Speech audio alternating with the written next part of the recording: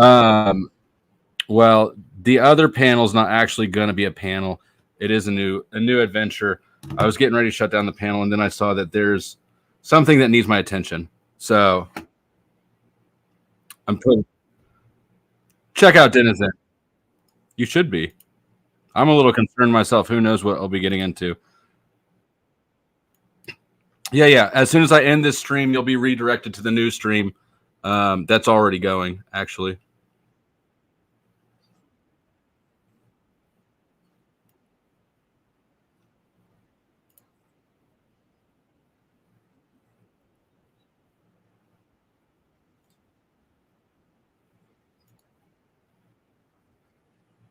And Crispy, I saved you for last because I apologize. I was awfully harsh on you earlier.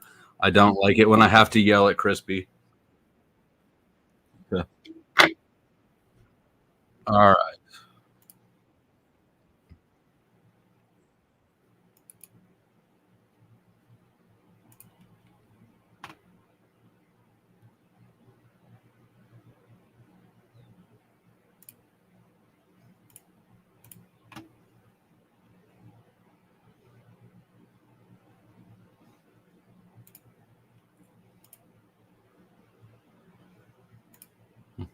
All right, there we are.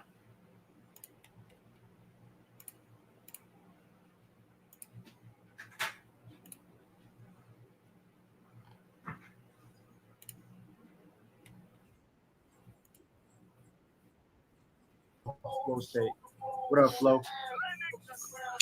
What's going on? Yo, we're plotting trips, dinners. I've seen him. What? Hey, dinners, airplane trips. I'm not gonna lie. I saw the spread of characters on here and clicked the link finally, and I expect everybody's all calm and friendly and shit. Oh yeah, we are. Yeah, it's a celebration. Of what? I'm heartbroken. I'm heartbroken. Don't say that. I'm heartbroken over a woman he never fucked. Yeah. No, how do you get it? They are. Listen, the other guy is whining about Queen Maya. Right. And she gave him some. Deacon. Has anybody on this panel known Queen Maya more longer than you and I? Check this out, Flo. Yeah, we've been around her for the last 5-6 years. Yes. Flo. And good to put a face with the name, by the way. Huh?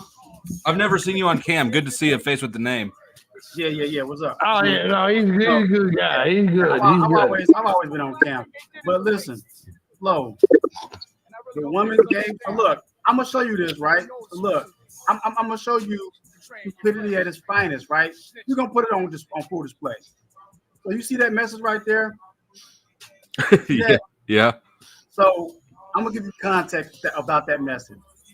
So the guy who has a woman, gorgeous, voluptuous, and she has her own money, gave this guy $3,000 in a month. Free. Cash app. Yeah. Like it was nothing. What? And all he had to do was accept the money and play his role. But you know what he did? Did he cut his dick off? He chose to let these people who we have these messages by stand in the way of that. I still feel like I'm not getting all the context. So no, that's it. Not. That's literally it. It's crazy as it sounds. Like it's crazy. Yeah. Like I don't know who if you had like I don't know if you were obligated to say I don't want to get you in trouble. But if there was a lady out there in the entire universe that you wish was who is your ultimate, who would that be? Just for theoretical purposes. Somebody that we all know. You want a celebrity? Man, it has to be unique to you. It has to be unique to you. The whole wide world. Oh, well, it'd be Miss Flo right off screen over here. Okay, so all right. good answer. That's a great answer. Yeah. So imagine You I didn't ain't have mad Miss at him. Flo, right? I ain't mad at him. That's cool. But imagine you didn't have Miss Flo, and you saw Miss Flo, and in your mind, Miss Flo was everything. And she gave you $3,000. And you saw Miss Flo in passing one day, and she gave you $4,000 and said, "Hey, handsome, why don't you give me a call?" And you had guy friends who said, "Oh man, what you doing talking to that? She's some trick, man. She gave you $4,000, buddy." Man, Well, hey, I got to throw this in there too. Imagine you're unemployed too, and you have all the time in the world. there you go. Yeah. So, like, imagine I'm a YouTuber. Hey. Yeah. Stop it. I'm just make money. But imagine. Stop it. All you have to do Man. is just engage. Right. That's all you have to do. Like, who is this person? Like, I won't do. I keep telling you. By the way, a fat bitch, a fat woman. Can you give me $4,000? I'm rolling. Hold on. I gotta say this. Bomb Z or whatever your name is. I keep telling you, at my level, where is that? At my level, dude, senators and governors get doxxed, bro. At my level, doxing doesn't do anything. So if you want to make your troll buddies feel good by you doxing, what kind of watch did you just show us? It's a very nice watch from the other side of the world. But anyway, it's not about me. It's about Groovy Jimmy, stupidity. Z-Bomb or whatever your name is. If you want to make your troll buddies feel good about your participation to hang with them, do whatever it is you do. But I'm just telling you, and I've been telling you, doxing in my world doesn't do any. It doesn't mean anything. It only matters if it matters. Yeah, it is not going to help you. I'm already at the top of where I'm at. Now back to the gentleman, right? Because our attention is with these heavy hitters on the panel. I'm not a heavy hitter, with Flow State and KB and Marty are. So listen. We don't have the watch. We do not have the watch. JB has the watch. He has the house. I do. I'm actually getting another house myself. But anyway, the trolls think they have stuff. They have one. I got two more. But anyway, so listen. Imagine Miss Flo. All you had to do was just take the money, treat the lady to a good time, and make her feel like a lady. Like Mrs. Not Miss Flo, but make her feel like Mrs. Flo. Okay. So you spend $600, you get another $2,000 per month, if not more. It keeps rolling. I understand the setup. Yeah. Now you're wondering why. You're wondering why. Yeah. Right? That's the question. Right.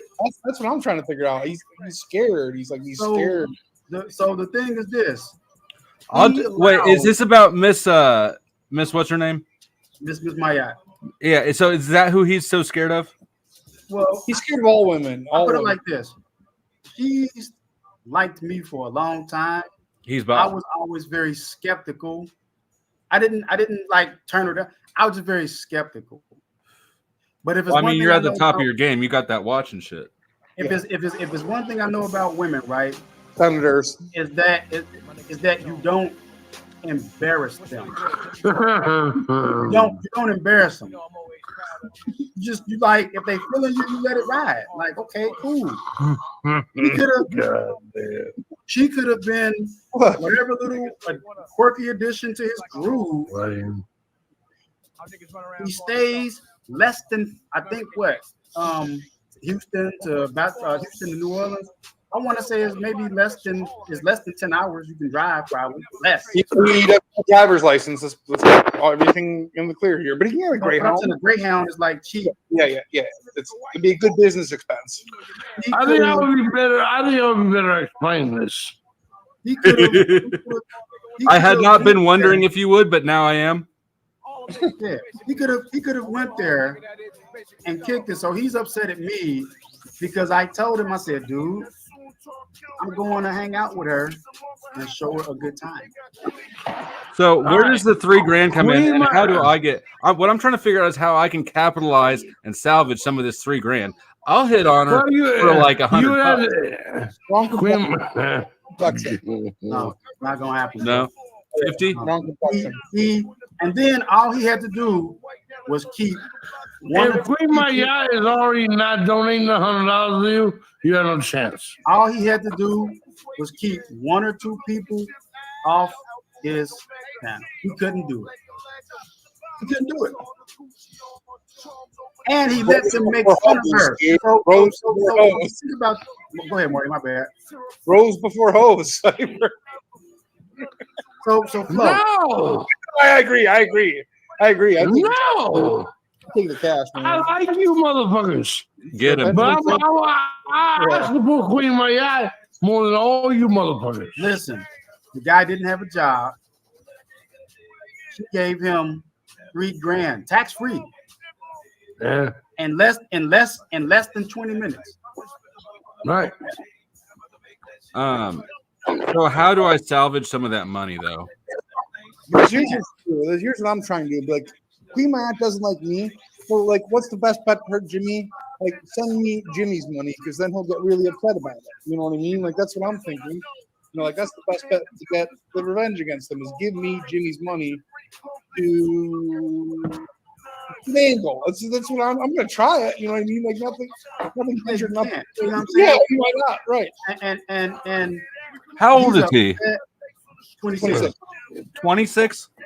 Yeah. And he was crying like he was like, is it You have no, you have no 26. You have no, you don't know. is it this? Just leave. Dude, Jimmy, listen. Number one, 26. How old is he? That's what I'm asking. I didn't hear you because 3 people talked at once. 26. He's just 26. Listen, Jimmy, I understand why a 26-year-old man is part of this conversation. you know why, JB? Because listen, Jimmy, I'm what we call upwardly mobile. You should look that up, Jimmy. Most of us on this panel, all of us, You are agree, brother? upwardly mobile. You agree? We're upwardly mobile. What I does don't that mean? spend my time. I ain't no Around- progressive motherfucker. It means Fuck that that. it means that you're a power top. Okay. I'm just kidding. Upwardly mobile. It means that we can move upward socioeconomically. Okay. No, not with some Gen Z. That's a good thing.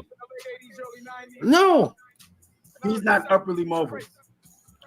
Why isn't he? whatever, man. Whatever, man. You know what? He's in his. Hold on. I didn't want to do this to him. He's in his mother's house. He has the opportunity. He has the opportunity to get out of his mother's house. But you know what he would rather do? He loves his family, dude. He would rather stay online. I saw that videotape of that cop talking to his mom and how stressed out she was. He loves his I saw that. family. He's there for him. And he would rather stay there in Katy, Texas, and stay online and entertain trolls when he have an opportunity to get out of Texas and change his whole fucking shit by fucking with one chick that likes you and she's older. So I'm if okay anything, with that. hold on. So 1 second. I'm gonna put it like this. Okay, So I'm if listening. anything, so listen. So if anything, Jimmy, and this no disrespect to Queen, I'm just using this hypothetical. So don't get mad at me, Queen. I'm just using this hypothetically. Actually, I'm gonna switch Queen out for somebody else. He's got a career as a dishwasher, dude. Like that's something that you can't just up and leave. Jimmy, listen. You could play the role of the young guy that gets his dick sucked by the older bad bitch to keep her fucking Not him. satisfied, nigga. Not him. You could just be the boy toy. You understand, Jimmy? I can't co-sign this. I can't co-sign this. Fool, you a fool. Fool. Jimmy sees the whole board. He sees the whole board. He says this all the time. board. He says this all the time, Cyber. He sees the whole board. There's something that you're not seeing. He sees. What you expect, bro? Come on, man. Get your weight up. Boy. He's 22. Get your I weight don't up. understand what we're talking about. Get your weight up, bro. Get your Get weight my up. weight up. All the little cyber jokes. His address, and we know. Get your weight up, dude. Get your Are you weight up. talking to me? Are you talking to me? Get your weight up, bro. Get your weight up. He runs the groove. He's a gangster Get up. crip Hoover. He wants He's to a groove. gangster crip Hoover, Cyber. You know what I mean? He's got gang ties and he's got his dishwashing career. He can't just up and leave. I got your girl, boy. How about that? I'm gonna just say it right out. I got your girl. I got Not that. even with you, close. nigga. Not even close. I got your girl now. How about that? He's so Not busy even with close. his gang operations, Cyber. That's what we don't understand. He's running a criminal enterprise. He can't just leave, Cyber. Come on, you know that. You dumb boy. You dumb boy. That's all you had to do. Cyber, if you were to leave, Now you're gonna cry. It's too late. It's too late to cry, Jimmy. I already made my move, baby. if he were to leave, the entire Hoover Crip Nation would fall apart in his absence. What do you mean Hoover crimination, nigga? Jimmy's a Hoover Crip. Who cares?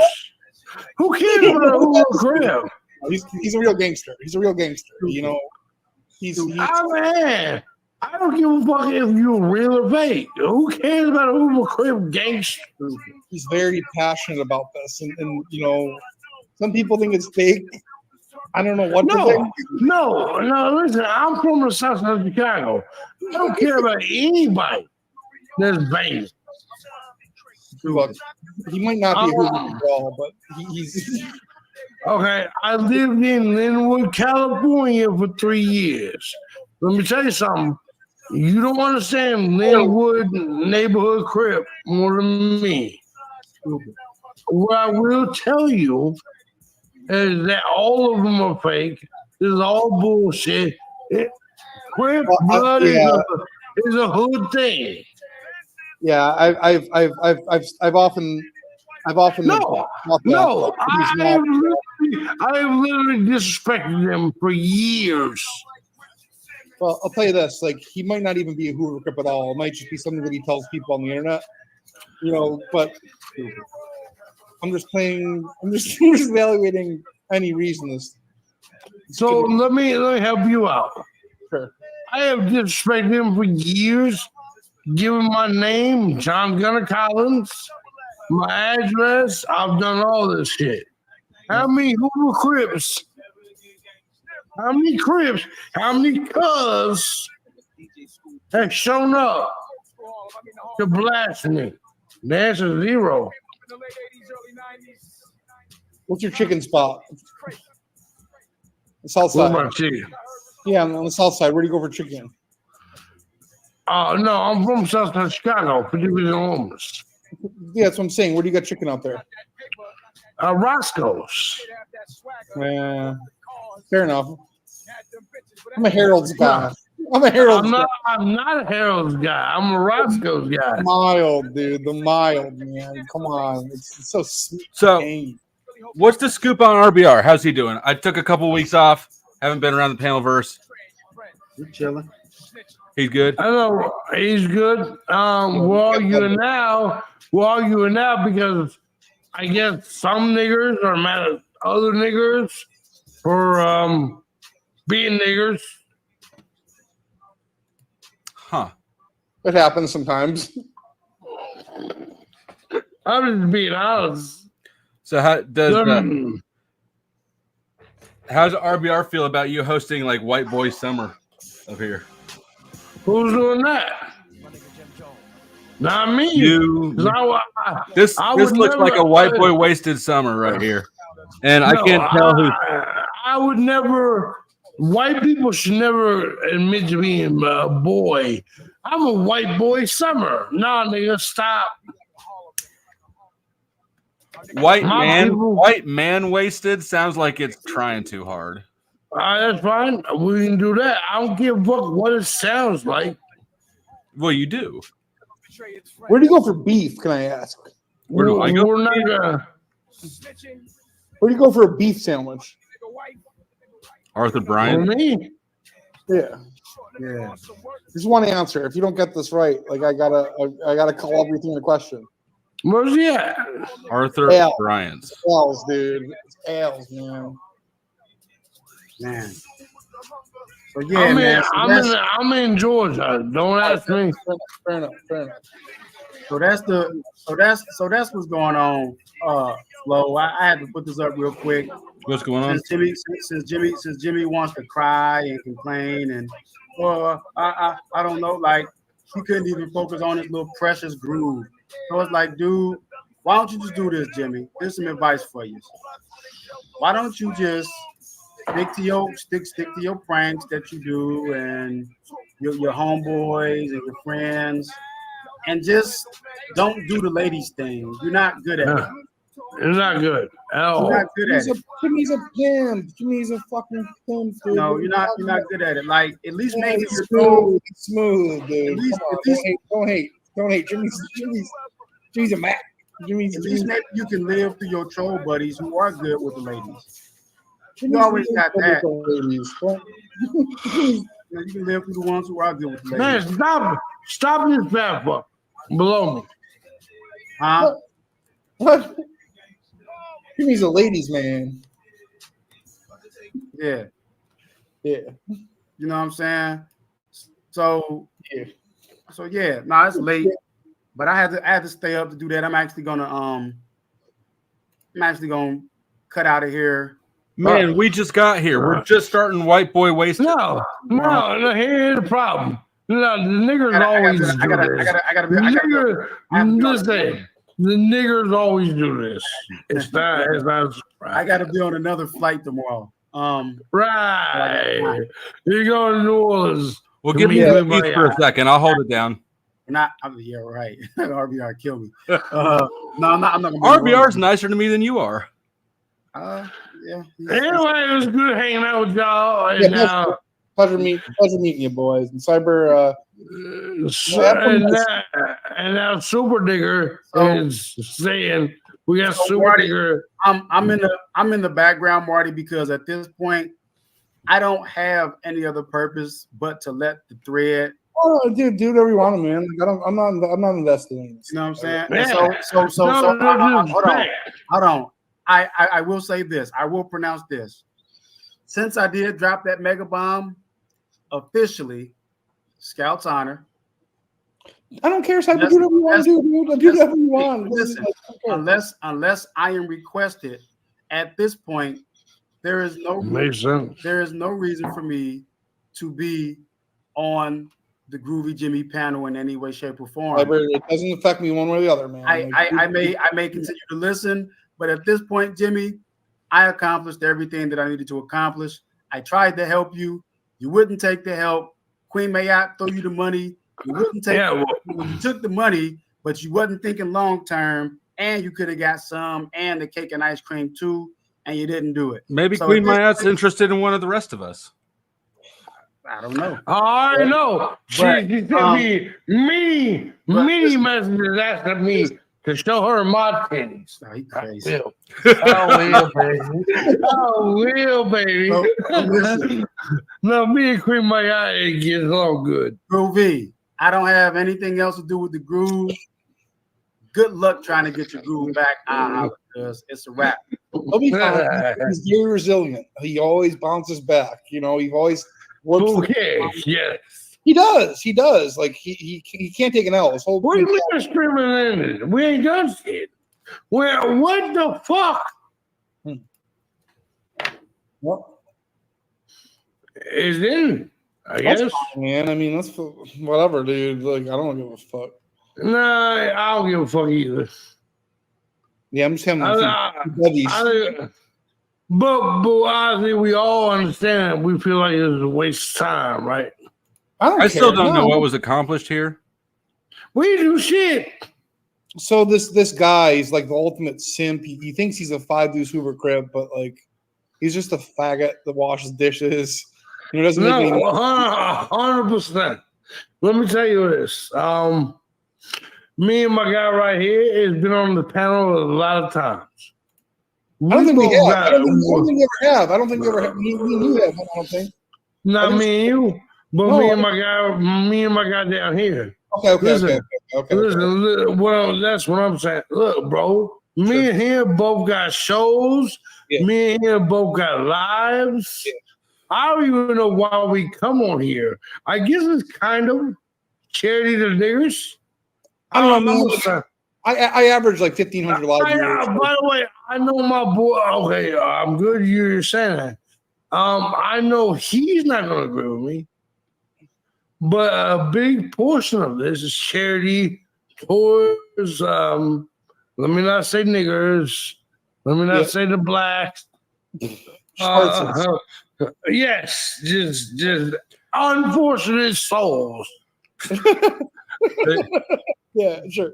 You think that you're here for you're here? You guys are probably all here the same reason I'm here, which is Right. curiosity. It's not charity. No, none of us are here to build our channels. None of us. My own amusement. I'm here for my own amusement. You know, personally, that's all I can say. Like, you know, Because we're not going to build our channels over this Does shit. anyone think that Cyber is not watching us still? no, he he's definitely does. 1,000%. 1,000%. You know, He's watching. recording it too. You know, but that's all right. Like, I don't care. 100% he's watching. Yeah. And so that's why I don't care that I'm saying the word nigger. Well, I think he'd say it regardless. I mean, you will say it regardless. That I've tried to is- stop you once or twice. It didn't work. Yeah, no, I'm going to keep saying it. Here's what Well, you then know. I'll continue to say that it's white boy summer. All right. Right. I imagine. Every summer should be white boy summer. No, every summer is white boy summer because niggas don't leave their house. I think they leave their house a lot. I think they leave their house a lot. You know. Oh yeah, only was. Oh my God! No, let me do this. Yeah, you're right. They do. Yeah. But yeah. And they get caught. They get caught every time they leave their house. Jesus. Yeah, I mean, fair. See, I like him. What they said he was only 22. 20. Yeah, Jimmy's like 26. Yeah. But you're only 22. You're only 22. No, I'm 38. I'm 38.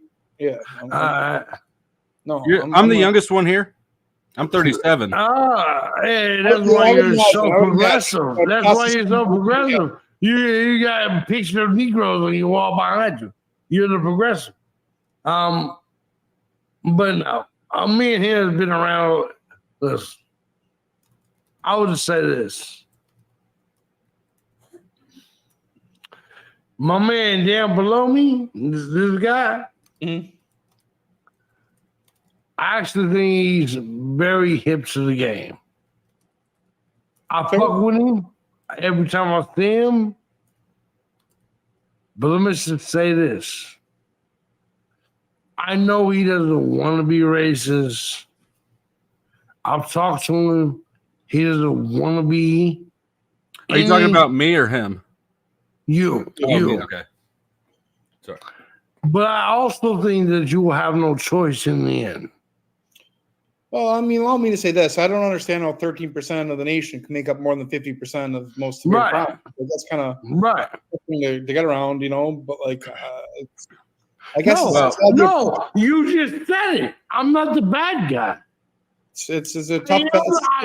I am the racist. But I'm not the I know bad that guy. you've been to prison. Have you ever been a defendant or charged with anything? Defendant, yeah, absolutely defendant, never prison, yeah. A criminal defendant. So, would you say, given your experience, that the courts, the cops, any of the crime industry, By the way, is any of it trustworthy? By the way, is anybody? They're all trying to. It's all a numbers game. They're all just trying to fucking, score points. No, is that a no? Yeah, I don't think that it is. Sure. So that answers your first question about the crime. All you're referencing statistics on crimes charged or arrests made. By the way, is anybody here recording me? That's all I want to know. Cyber, yeah. You say you are? I am. Sure. All right, I'm good with that. I mean, I would say so. I mean, I can So, throw like, a banner up or something real quick if you want. I'm not going to lie to you. No. You just answer me honestly. I don't give a fuck. I mean, by the way, do you think I wouldn't answer differently in private? Well, I No, didn't know if you were going to do something that was TOS concerning or not. I didn't know why you asked. If you wanted some screen privacy or however. Well, no, because when I say nigger, that is TOS. But it's off stream though, so it's like I don't think. So no. Go ahead and edit it out. Well, I'm not. You understand what I'm saying? Yeah, I'm not going to edit it Anyway, out. So no. If you think I care that you got me on camera, you think I care? No. I'm not even going to promote my channel. I fully know you don't care. Right. I know that you don't care. I was just curious why you were asking. No, I don't. I'm not asking for any reason other than to know I'm being recorded. Fair enough. Yeah. I don't really. It doesn't affect me one way or the other. You know what I mean? Like, Why not? You're just some guy with picture around you. I mean, I'll tell you this. I get like you can look me up, Music Biz Marty. I get like 1,500 live viewers at a time. Like, you can look it up if you don't believe me. Put your channel backstage. I don't think I'm subscribed to you. I don't know who you are. Why don't you come on? Are you willing to come on here on camera right now? On camera, no. But like, yeah, like you can look me up. You can hear my voice. Like it's me. It's like, you know. Why aren't you willing to come on camera? I prefer my privacy. Are you telling me Cyber's not recording? That's a lie, dude. Like, if you think you're gonna tell me that, sorry, man. No, I mean, what are you talking about privacy? I mean, you got a house, right? Yeah, well, apartment. I live in an apartment. Oh, are you at least in there by yourself? Yeah. Right. So, what do you mean privacy? Dude, listen, man. So here, look my name up. Like people know me, man. It's funny. Everybody I meet on YouTube is at the height of their game. They've all got shit on lockdown. They've got the watches. They've got the whatever you got. Look it up. I mean, the numbers. The numbers. That's why I like him. I know me and you. I know me and you don't get along all the time. But I like you too. We don't see eye to eye on everything, but we know when people are kind of throwing some shit our way. So I'll tell you what. Dude, if you're famous, then just say who the fuck you are. Look up the name, Music Biz Marty. No, you just tell us and come on camera. Look it up. See for yourself. Why can't you come on camera? I don't go on camera, dude. Why not? Privacy. Is that your face? No. Oh, you're a complete pussy. Yeah. Okay. All right. Well, then, goodbye. I ain't got enough to say to you. That's fine. If you're not willing to tell me who you are as a man. Oh, no, I need my privacy to tell me my opinions. No, you're a faggot. Okay. Well, is it at Marty Music? You're a complete faggot. Well, that's fine, man. That's fine. It's at name one man that can respect you without you telling that man who you are. Well, dude, as much as I really want your respect, you know what I mean? As much as that would mean the world to me, I can live without it. You know what I mean? Like it's I'm talking about any other man. Dude, I'm here for the cash, dude. I don't give a fuck about what cash. I'm rolling in dough with these tips. All right. I mean, maybe if you cammed up, you'd get some more cash from the lady fans. No, nigga, I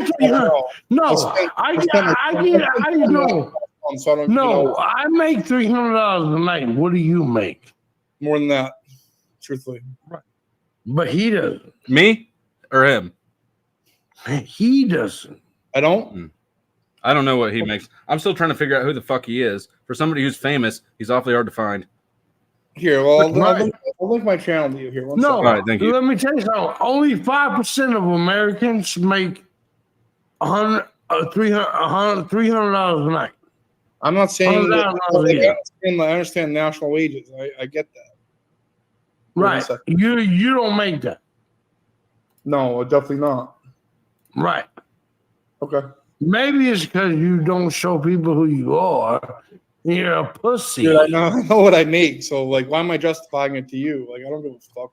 No, you're telling me you don't make that, though. No, I just told you that I did, but I don't give a fuck what you think. So you make 6 figures. Yeah, last year I did, yeah.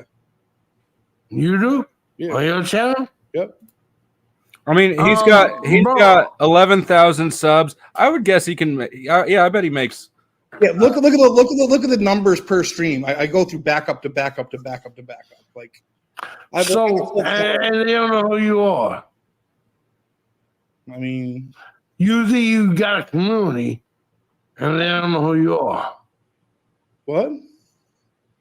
Usually you got a community, and they don't know who you are. Like, you can hardly string a sentence together. Like, why? I don't care what you think, dude. Truthfully. No, I'm asking you.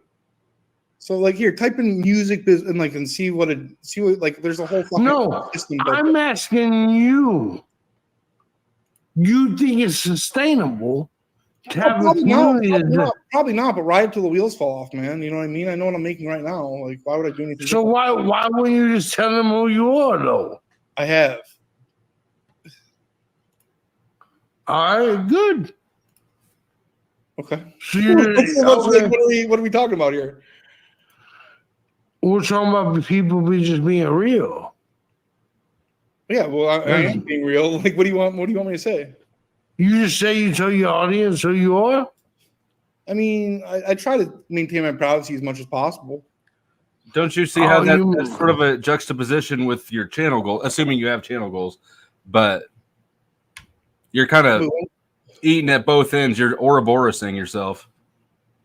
No, right. So mainly I harass like a retarded guy for a living. You know what I mean? That's basically what I do. You know, more or less. You're a retarded guy? Yeah. So you don't want to cam up and have white boy summer. I don't blame nobody knows where I live. This actually proves my point. That everybody doesn't. No. Everybody doesn't cam up or retards. Okay. He's saying I'm a retarded guy. So here's what I'll tell you, man. Like, so what do you like? What kind of guys are still here? What the hell? Yeah. I forgot that I No, you didn't, dude. You're watching the whole time. Shut the fuck up. No, I actually just came. You see, I got a. I thought you had a flight to catch. I thought you had a flight to catch. I do, but I came back. I was like, shit. Let me. I didn't kick everybody out, but I mean, you know what I'm gonna do? It's crazy. It's other people back here, right? So, traveling fools. All right. I don't know who this is. Ain't none of us on there. RFK Jr. Right. I mean, because the stream's over, but they're back. How's it going? Whoa. I just wanted to put in a good word for my campaign amongst the retard community. Ah, man. So wait, where'd all these people come from? I came back a minute ago. We were getting ready to have white boy wasted summer in our white beaters. Wait. 1 second. So I came back because I was like, I didn't kick people out. And so I was like, well, I wonder if people are still back there. I like close state. I swear to God, but I saw them. So I figured, I mean, do you know these other guys? I know Traveling Fools in the middle. What about? You know me, Flow State. I represent you in Israel. I kind of like Marty is a lying wigger. What about the guy with the sombrero? No, they're all liars. Not as far as I'm aware. I don't know him. Flow State, you know who this is, man. Oh yeah, I know him. All right, so I'll tell you what I'm gonna do. I'm going to bed. You guys got it. Y'all fall off. Cyber, quick question. Yeah. Flow State, I'm glad you're good. Do I not get like 2,000 concurrent lines? My nigga. Hold on, wait. Say that one more time. I go Flow State, my nigger. That's what the fuck I said. Tell this drunk. Do I not get like 2,000 concurrent live viewers? Yeah. Music Big Marty. He's average. Well, Yeah. he averages. His numbers are up there. I mean, his 2K. content Yeah. is its Oh, own you talking about kind. me? No, Yeah, dude. boy, I don't it's think not- you- his no way. No way. content- No way. No way. His content is its own brand. Like, so his content is really Yeah, unique. I don't understand the toilet right here. Let me look But you I'm- up. Yeah, I'm gonna- I don't understand the toilet right here. well, hold on. I'm just saying his content. So Music Biz Marty's content reminds me of modern day vaporwave. Like he has mashed up content. No, I'm serious. No, it's like modern day vaporwave. This is all retarded. All right, welcome, Marty. I just say this guy's trying to flex money. I guarantee I make more than he does. And I'll leave it at that. Like, I don't care what he thinks. Oh my god, I've never seen autism happen in like IRL. IRL. You say you guarantee you ain't more than me? This is like what happened to Corky Thatcher after he went to jail. Hello, my name is Cookie Thatcher. I burned the restaurant down. My name is Baby Hello. Here was somebody. I hope he does make more than all of us.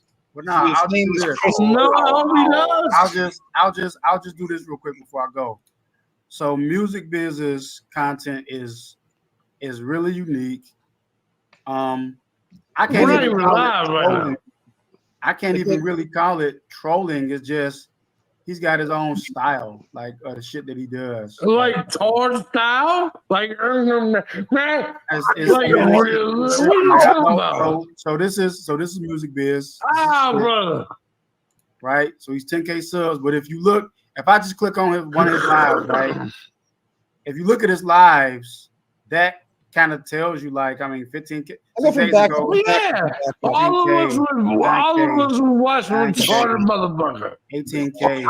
I don't know. At this point, I don't know if that's a person talking or somebody making fun of him. I'm just saying, like, all of us would watch the retarded motherfucker. He's got some. What are you doing? He's got whatever he gets paid. He's got pretty good number. I mean, I'm not a content creator. He makes $26. Stop it. He makes $26 per live stream. Yeah, that's true. You got me. You're right.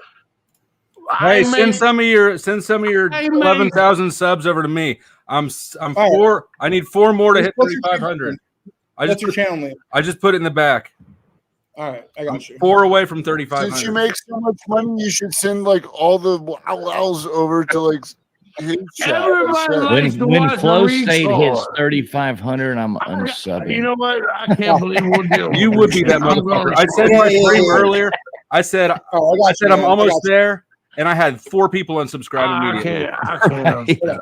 Exactly. All right. Well, listen, it's been a pleasure. All right, Godspeed. God bless. Hey, thanks for having me up, brother. My pleasure. I have one more question though. It's crazy. Kick him off. The answer is yes.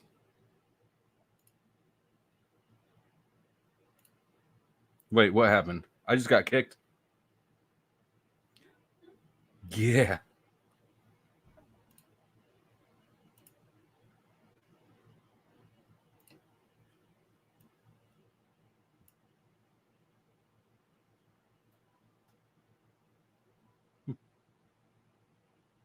Well, the second option in the poll, aside from take my shirt off and join White Boy Summer, was pay attention to the chat. What's up, chat?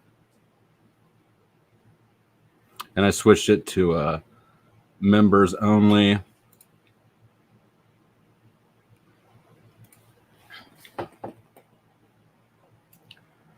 I don't know. I just happened to see that was up. It's 2 in the morning here, right? I see 2 in the morning. RBR normally streams during the day. I see that Cyber's on camera, which I've never seen before. Cyber's on camera. JB's there. The other dude's there. And right beside the link to join, it says that all previous blocks are unblocked, which was me. Cyber has blocked me in the past before. So I had to jump in and see what that was. It was a lot calmer than I expected. I'm not gonna lie.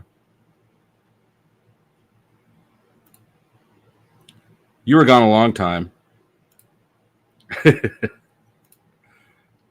I don't know how much cooking was going to get done on that stream. There's the link. I was actually about to shut down before I saw that, and you guys know how I am about RBR. Sometimes I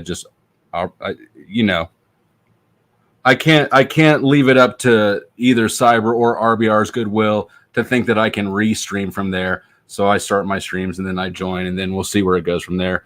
This one was actually way calm compared to what I expected.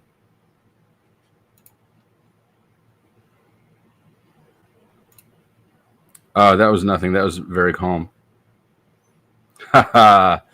Thank you, Music Biz. Glad to have you here and glad that you like the emoji. Where's my...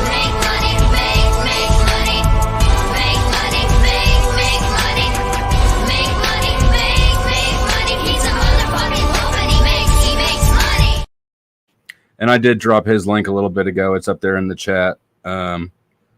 If anybody was curious about that.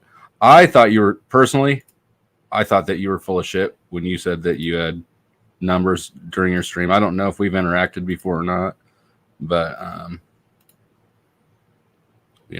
normally when people have any sort of I just always assume that bragging is bullshit, really.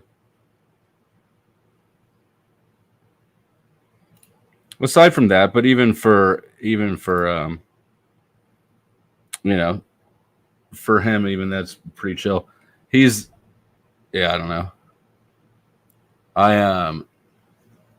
He came on here one time. Welcome. What's up, brother? How you doing? Doing good. Another beautiful night in the neighborhood. In the neighborhood, yeah. Right. So let me ask you this: where were you? Do you took some kind of AWOL? If it's personal, you don't have to answer, but it's like not I didn't see you live. Yeah, it's not personal. I just took a little time off.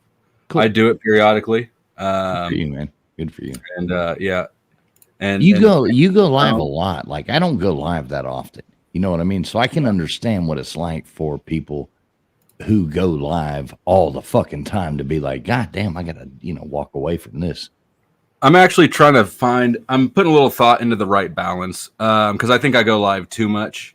And since this, during the hiatus, you don't know, of course, but I had some I turned down some full-time job offers, which I wasn't looking for anyways, but it kind of forced me to think if this is my main source of income, which it is, maybe I need to put a little bit more thought into my streaming schedule and instead of going live when I feel like it.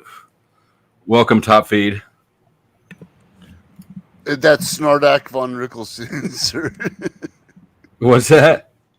It's Snardak von Rickelson. Oh yeah, I mean Snardak. My bad. Yeah, exactly. Now what's up? See, I wouldn't if I hadn't have known, I wouldn't have let Snardak sounds like a porn bomber. Why is everyone so afraid of the porn? I've never even seen the porn. I've heard of it, but I've never actually seen the porn bomb. Oh, it happens to us all. You're going live. You're having a good stream. You're like, oh, this is great. Let me add this person. Next thing you got a spit roast going on the front of your goddamn stream. Yeah. And it's like, because it's a terms of service violation. It's instant terms of service violation. And if you don't catch it quickly, it'll fuck up your channel. Yeah. But there's a whole bunch of people. That's the only way people can get back at you these days. It turns out there's a lot of people who have no power in their real life, and so they find it where they can on the internet by doing things like doxing people or porn bombing them. Right. Exactly. Imagine being that lame to where instead of actually instead of actually saying, hey, here's a stream that I could bring something to or argue a point or do this or do that, you're so dumb all you can do is porn bomb somebody. Like that's capable of doxing you. Check out my anus. Like that kind of thing. Well, and the doxing thing only does so much. I mean, it only works on some people. Yeah, like you said, you're not actually looking for the jobs. So like, what do you care? Right. Yeah. I've been doxxed. I was doxxed not long ago. Shout out Paul Enslaved. And it just, I'm just not worried about it. Oh, that's weak. He did. Hey, I've got this guy's number, so if anybody wants to dox him, you can just PayPal me over like $50 and I'll give you his number. I'll split it with you, Flo. Just all right, deal. Cool. All right. You know what? I know that we can cut off his hot and cold running water if we. Oh, never mind. But I mean, yeah, it doesn't. I'm self-employed. I don't have a boss. I don't have a probation officer. I don't. It doesn't Knuckles matter. up to the screen, dog. I'm giving you that fist bump right now. Yeah. You own boss. I do try to go with any flow. Dude was hella wasted just a second ago, right? That guy was gnarly. I laughed so hard. I don't know if you saw or heard what I said. So he had the other screen up and there were people talking, mocking him, and then people being him, actually, that guy. And I couldn't tell if it was somebody making fun of him or if it was somebody who was actually him. Oh, that was you. But I was like, Jesus Christ, I don't know if they're making fun of him or if that's somebody or if that's actually him. It was ridiculous. It's hard to tell. JB has no shame in his game at all. He came over here one time. That stream is down. Right. I wouldn't let that guy on a panel, man, for all the money in the world. Oh, well, everything's got a price. Like a scuffed jelly roll or like what did you had a comment that was cracking me up about that? Yeah, it was the guy that drew the dick on Steve-O's face the other day. What's that guy's name? Oh, I know. God damn it. It's not jelly roll, it's the other one. Fuck it. Someone in the audience help me out, dude. Are you talking about the other country rapper, Calhoun? Yeah. Was it Calhoun or was it? No. Or the other guy who does YouTube and raps. What's his name? Drew the dick on Steve-O's face. Help me out. I'm in front of my friends. I know. I'm working on it. Give me a second. I'm trying to think of his name. My wife wants me to look like an idiot or something. I'm bad with celebrities. I know. I had it in that one. Are you talking about the young guy, the Nashville guy? The dude who died. No. Fuck. What's he his was name? in that movie with Conor McGregor. Post Malone. Post Malone, Scuffed Malone. It was like a cross between Scuffed Malone and Jerero. Shit. Jelly Roll. Do you guys? I played his Jelly Roll thing. This guy that lost like 100 pounds and you can't tell. Jelly Roll. I don't give a fuck about Jelly Roll. I reviewed it here a while back, but he did a presentation to Congress about how bad. Yeah, you saw that. How bad the drug thing is, and what? He didn't really. I mean, like, he's not necessarily wrong, and he didn't land it with a strong suggestion. But the implication is we need more law enforcement. Yeah, exactly. You all know. Exactly. No, the implication is we need to have. Well, let me ask you that. Domestic growers making opium and opiates legal for people so they don't kill themselves on the poison coming in from China. And well, that's the problem. That's the problem is everything's been tainted. So I do agree that the problem should be stopped at the source. Like we don't necessarily need more law enforcement. No, it should be here. If you want the drugs, you should be able to make them cleanly and with your friends and have them not kill you. Yeah, but I mean the whole problem with alcohol and all that stuff is. But bad. why is it tainted? Why are people getting tainted drugs? Because of prohibition. No, I agree. I do agree with that. I used to love back in the day when you could be like, I'm going to run up here to, Hanging Dog, North Carolina. I'm going to go up there and buy a couple pounds of the best weed you ever smoke in your life. That was cool. And now you don't even know what the fuck you're getting, and then they started, I knew it was going downhill when all the goddamn fruity people got a hold of it and they started nicknaming everything. And now we got Blueberry Kush and all these goddamn names. All I wanted to think was, God, it's skunk. It's some good old Rainbow sherbet, this and that. It's got all these weird names and stuff, and they turned it to like just give me that old school shit. And you're exactly right about that, dude. I'm like West Coast, like the Humboldt area kind of thing, and as soon as it became, oh, dude, this is like a 60% indica sativa hybrid. Yeah, they nerded it out. Like, oh, really? Is it? Oh, you're about to narc me out to the feds, aren't you, gay boy? Like, this is all stupid. I'm out of this industry. Weed's for lames. But like, how come everyone's like willing to like be like, yeah, weed should be legal. Stop the nonsense. And you're like, well, what if you don't just like weed? Maybe you're too old for weed and you just like a little bit of coke and some opiates sometimes. I mean, if you're a little bit too old for weed, you just like a little bit of coke. That is Sandor Ron Rickleson 2024 quote right there. Old people have the best drugs. If you've never had no panna, God bless you. You'll never get the chance to. But yeah, I mean, if you wanted to do mushrooms with someone, like, you know, like allegedly this guy I know that's like looks exactly like me would have like the most powerful ones you ever like touched to your tongue. The point, but all drugs can be approached the same way. All of them can be approached the same way. There's no magical dangerousness at which point the principle you approach it with needs to change. The point is, why are you putting people in prison for doing a substance that's voluntary for them? How is that helping society? How do you just exactly? How do you justify this? And I would say that from the top to the bottom, it's not justifiable. So do you think that just kind of, you know, human selection, just let them weed themselves out? And now this is like, I'm not saying I disagree with you, so understand that. But like, do you think that the people who will die from that or overdose from that, because you have the hospital costs, you have there's so many factors that do go into this. The result would be the opposite. They deserve. Let me answer the question. Let me answer it, and then I'll give it to you.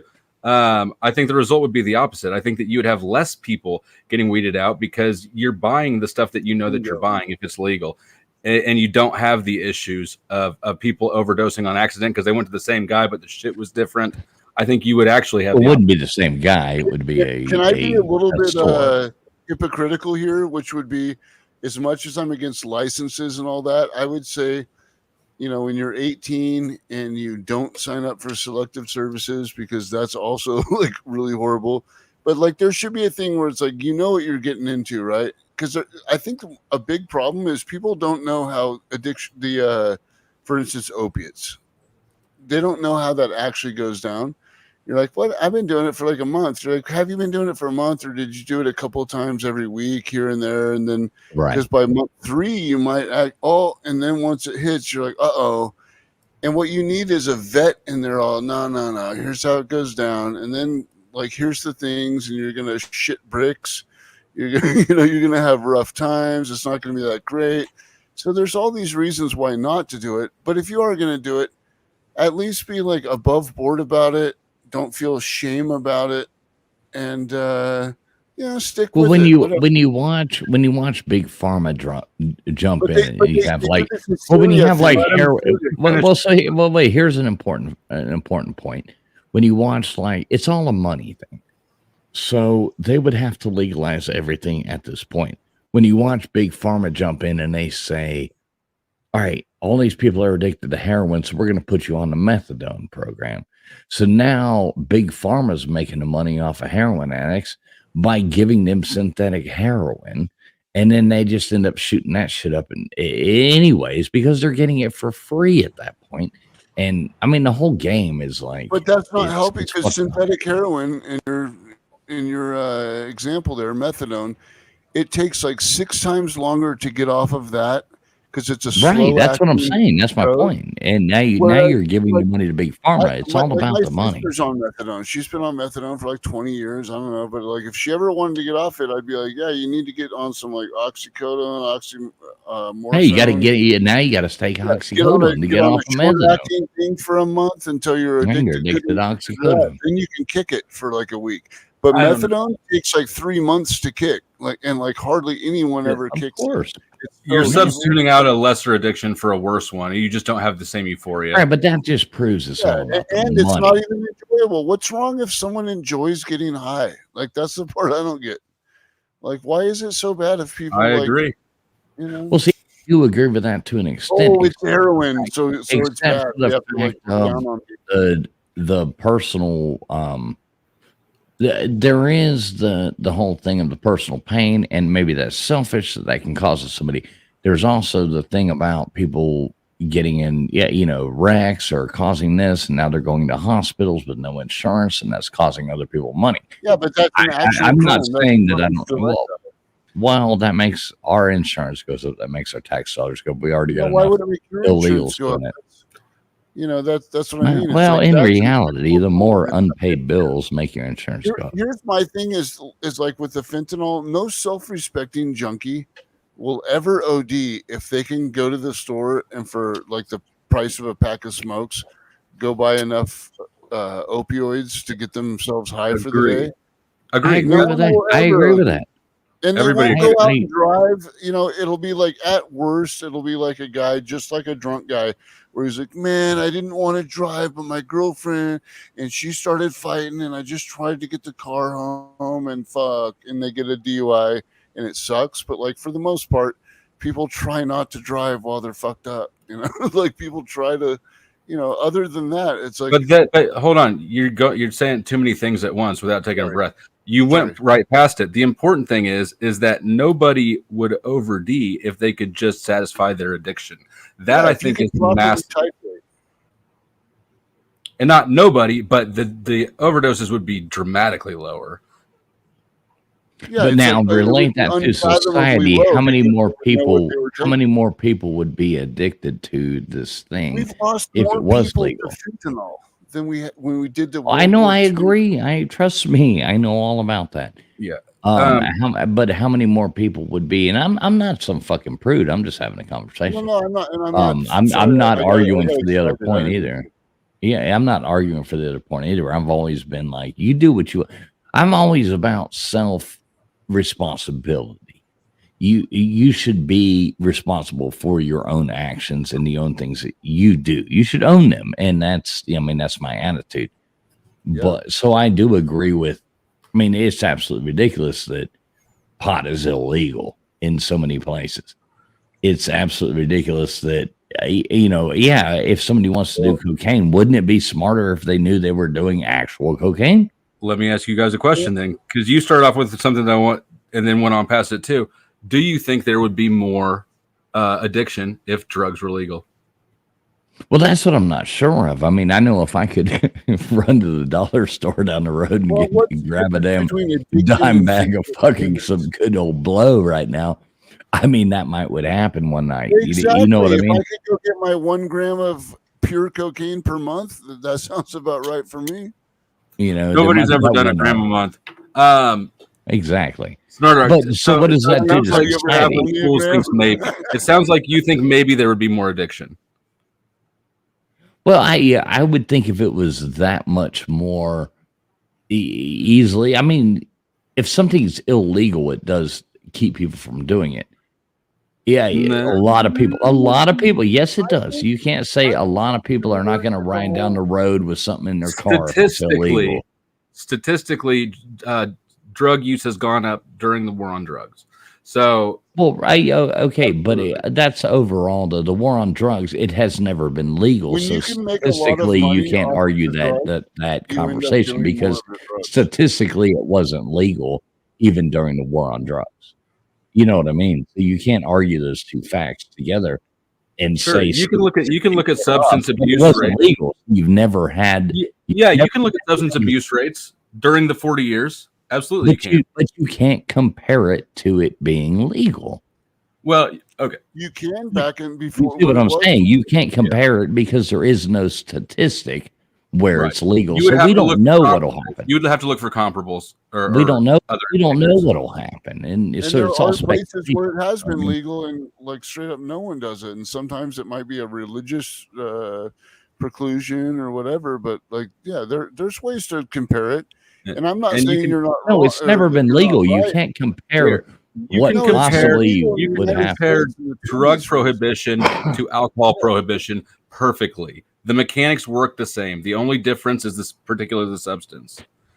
What happened with alcohol deaths? There's a lot less a lot fewer people died after prohibition of tainted alcohol because they were getting actual alcohol. Did alcoholism go up? I don't know. So are you relating statistical knowledge from 1922 to 2024? What's wrong with Yeah. statistical knowledge? No, I mean, people died, addiction doesn't work differently. I know. I'm saying yes, They were of course, the same but the people actual 100 numbers, years ago that they you are can't today. pull Wait a minute. You can't pull numbers from. I'm not arguing on the other side. I'm not arguing against you. I'm not saying you are. But I'm just saying we can't compare numbers to 1922 as well as why numbers not? to. That's what I'm saying. Why not? Why? Well, because it's just not Because scientifically it seems possible. too long ago. Because that would be our. Well, yes, great-grandparents because we not didn't have used the to internet, that. we didn't have records, we didn't have any So of you have that. to have been alive during the internet and had legal cocaine. Like, come on. I think that we absolutely can compare them. Addiction doesn't change. Amen. Addiction doesn't work. I'm not differently. saying addiction. Well, of course, addiction does. I'm talking about the recorded What's numbers. addiction again? Like there's a delineation. I'm talking about the between record. I'm addiction talking and about the recorded addiction. numbers. I'm talking about factual data, not Addiction's not like the a recorded data psychosomatic back then was response. all Paul died last night, so we dug a hole and put him in the ground. And cause of death, I don't know. Paul died. But it's sort of like when people go, "Oh, if guns were just legal," you're like, "Yeah, I'd say for the first couple of months, you might not want to go to the bars when all the rookies are out. Like, there's probably going to be an upshoot and people getting blasted. But like within a year or two, it'll all even out, and the normal people will still be left. And then I got a feeling overall crime will reduce by like a horde. So it looks like self-deletion, There you go. alcohol-related, and drug-related deaths are all considered deaths of despair in this metric. When did Prohibition end? The 40s? No, 20s. It ended in the 20s? Well, if I had to guess, it would be like 31, 30. I don't know. I'm going to look that up. I got you. Right here at like 28, where there's that. I got you. I'm looking it up. Yeah, I see 1920 as that severe spike. I'm and that's looking when it up right now. started, correct?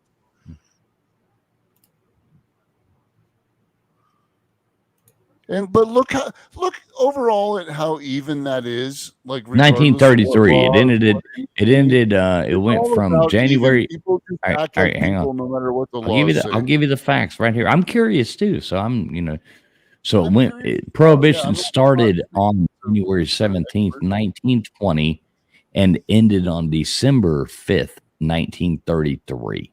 All right, beautiful. So we can look there. That second little downlope is on the alcohol-related one.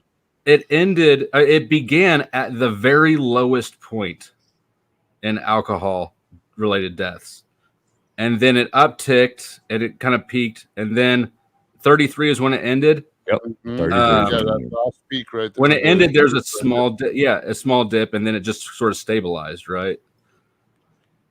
But if we look at what the Prohibition did, Prohibition on alcohol raised it, and then it sort of plateaued. But wait, you do have to back up. It greatly lowered look it. at It drugs did at great. Wait, we can't. Wait. We started. can't back up to the fact of look at before 1920 when Prohibition started. Look to the left a little bit and see the amount of deaths that were before when Prohibition started. So maybe it did wake people up or something. What was causing that? Was that tainted booze? Was that people with shitty stills? Not before Prohibition. Look at the high numbers before Prohibition. Prohibition started at 1920. It started there. All this shit that happened beforehand Prohibition doesn't get credit for what happened before. Well, no, but you have. But wait, but it's alcohol-related deaths, so you do have to recognize how many deaths. Wait. Let me finish, please, for the love of God. You have to look at before Prohibition what the rates were, and then Prohibition happened, and then look at what happened after Prohibition. So you do have to acknowledge that slapping people in the face did say, hey, y'all need to stop this. Yeah, there was instantly a glut. There was like a dry, it went dry and no one could get alcohol for that one little period. And so thus I know, but before that period, look at the deaths. I mean, know, it's fucking way up there. What's the context? Was that people making it in shitty stills and they were getting like methanol in their No, that was legal alcohol. When it dropped I know and legal, then but raised doesn't mean back it up, was that good. was It doesn't mean it the was main safe. drop. Nobody could get alcohol. It raised back up because people started making bootleg alcohol. I know, And but I'm just right saying, at first, I you promise- couldn't get fucking alcohol. I mean, this I isn't promise goddamn that there's rocket only 3 surgery. people on It's panel. just- Everybody will get a turn to talk. Sorry. You're good. I think that he just dropped. Probably be back. Okay.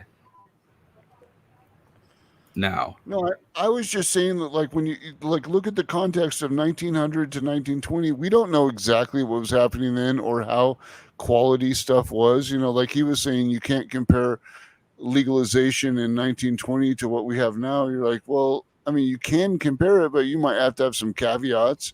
Like that's fair, Yeah. but the only reason it went to like 0 in 1920 is because there was a specific day where everything was like, nope, you can't have it, and they started busting barrels open and busting everything.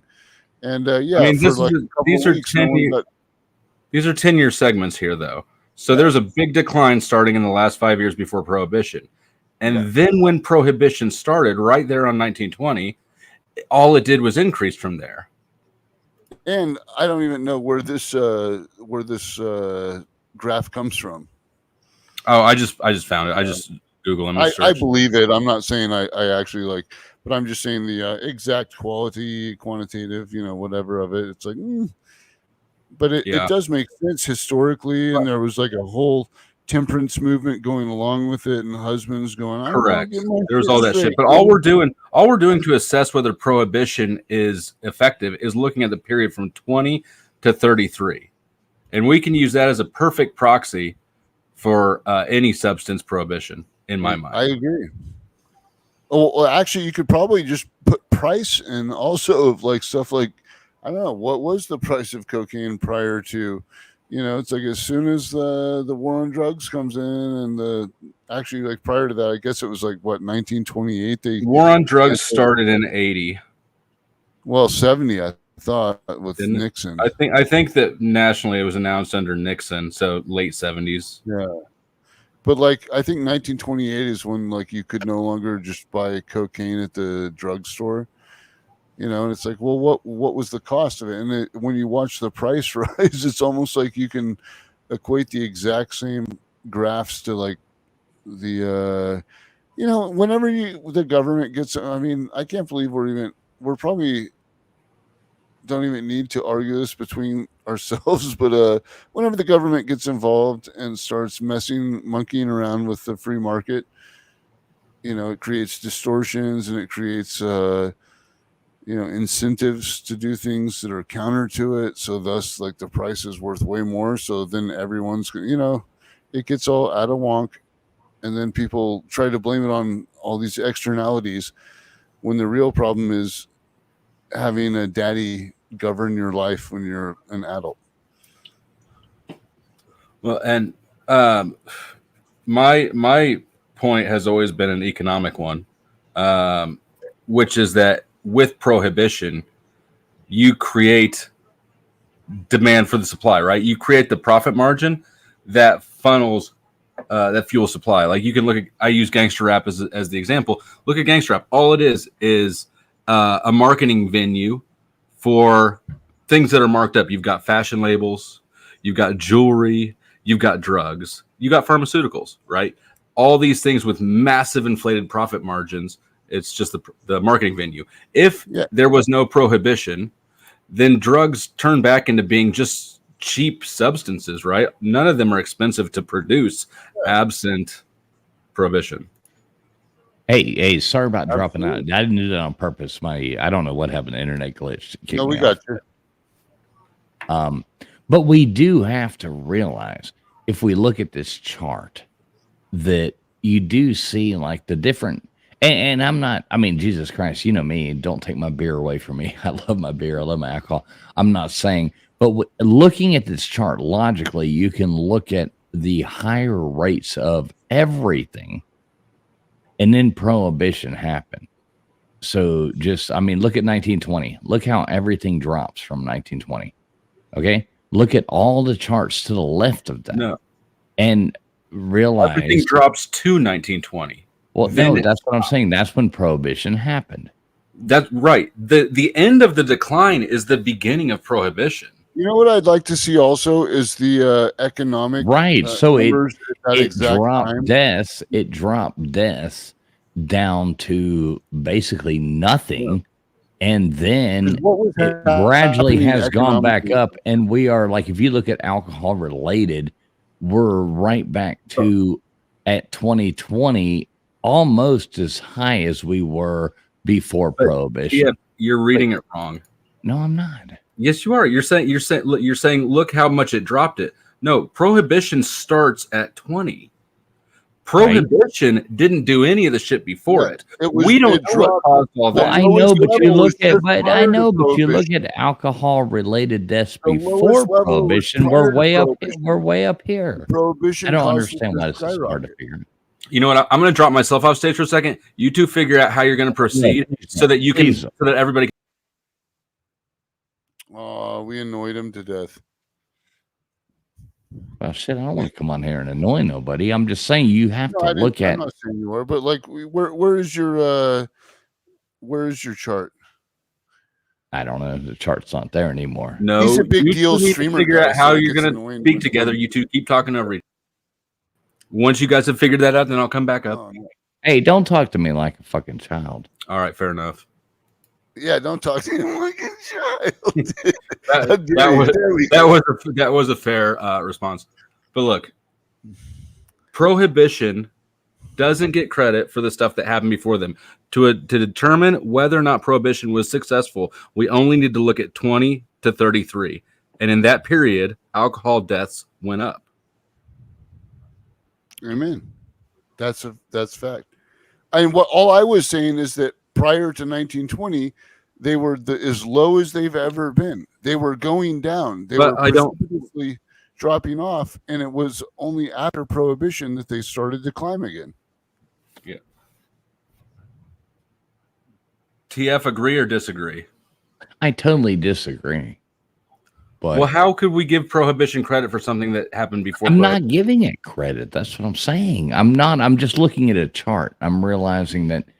Do you think all of a sudden in 1919, they obviously started the attack on alcohol? None of us were there then, so we don't know. But you see that then they put prohibition in, and it dropped down. I'm not. I mean, I'm drinking a beer right now. I'm not against drinking or anything like that. But looking at this chart, you can see where everything went down in 1920. Like you know what might have a big. You know what might have a big effect on this is World War I probably has a big effect on this chart as well, which we're not taking into account. You're actually right. You're right. Thank you. I knew there was something going on there that I wasn't taking into account, and it's so obvious. We got one. We got the Roaring 20s. Right. That was World War I. Looks like World War I is probably the peak in all these deaths, and then I said 1916 something happened. World War I. He's right. And then they peaked again, I guess. Popped up during World War II, the end after Prohibition ended. Right. World War II wouldn't be till in 41.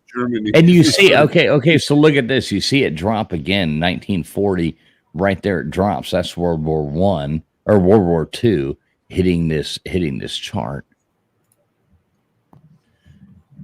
Wait, so David Harbour brings up a good point. What if the user has children and puts them in danger, neglect, etc.? It's like, yeah, that's a separate crime. Being a piece of shit is like something you do on top of being a drug addict.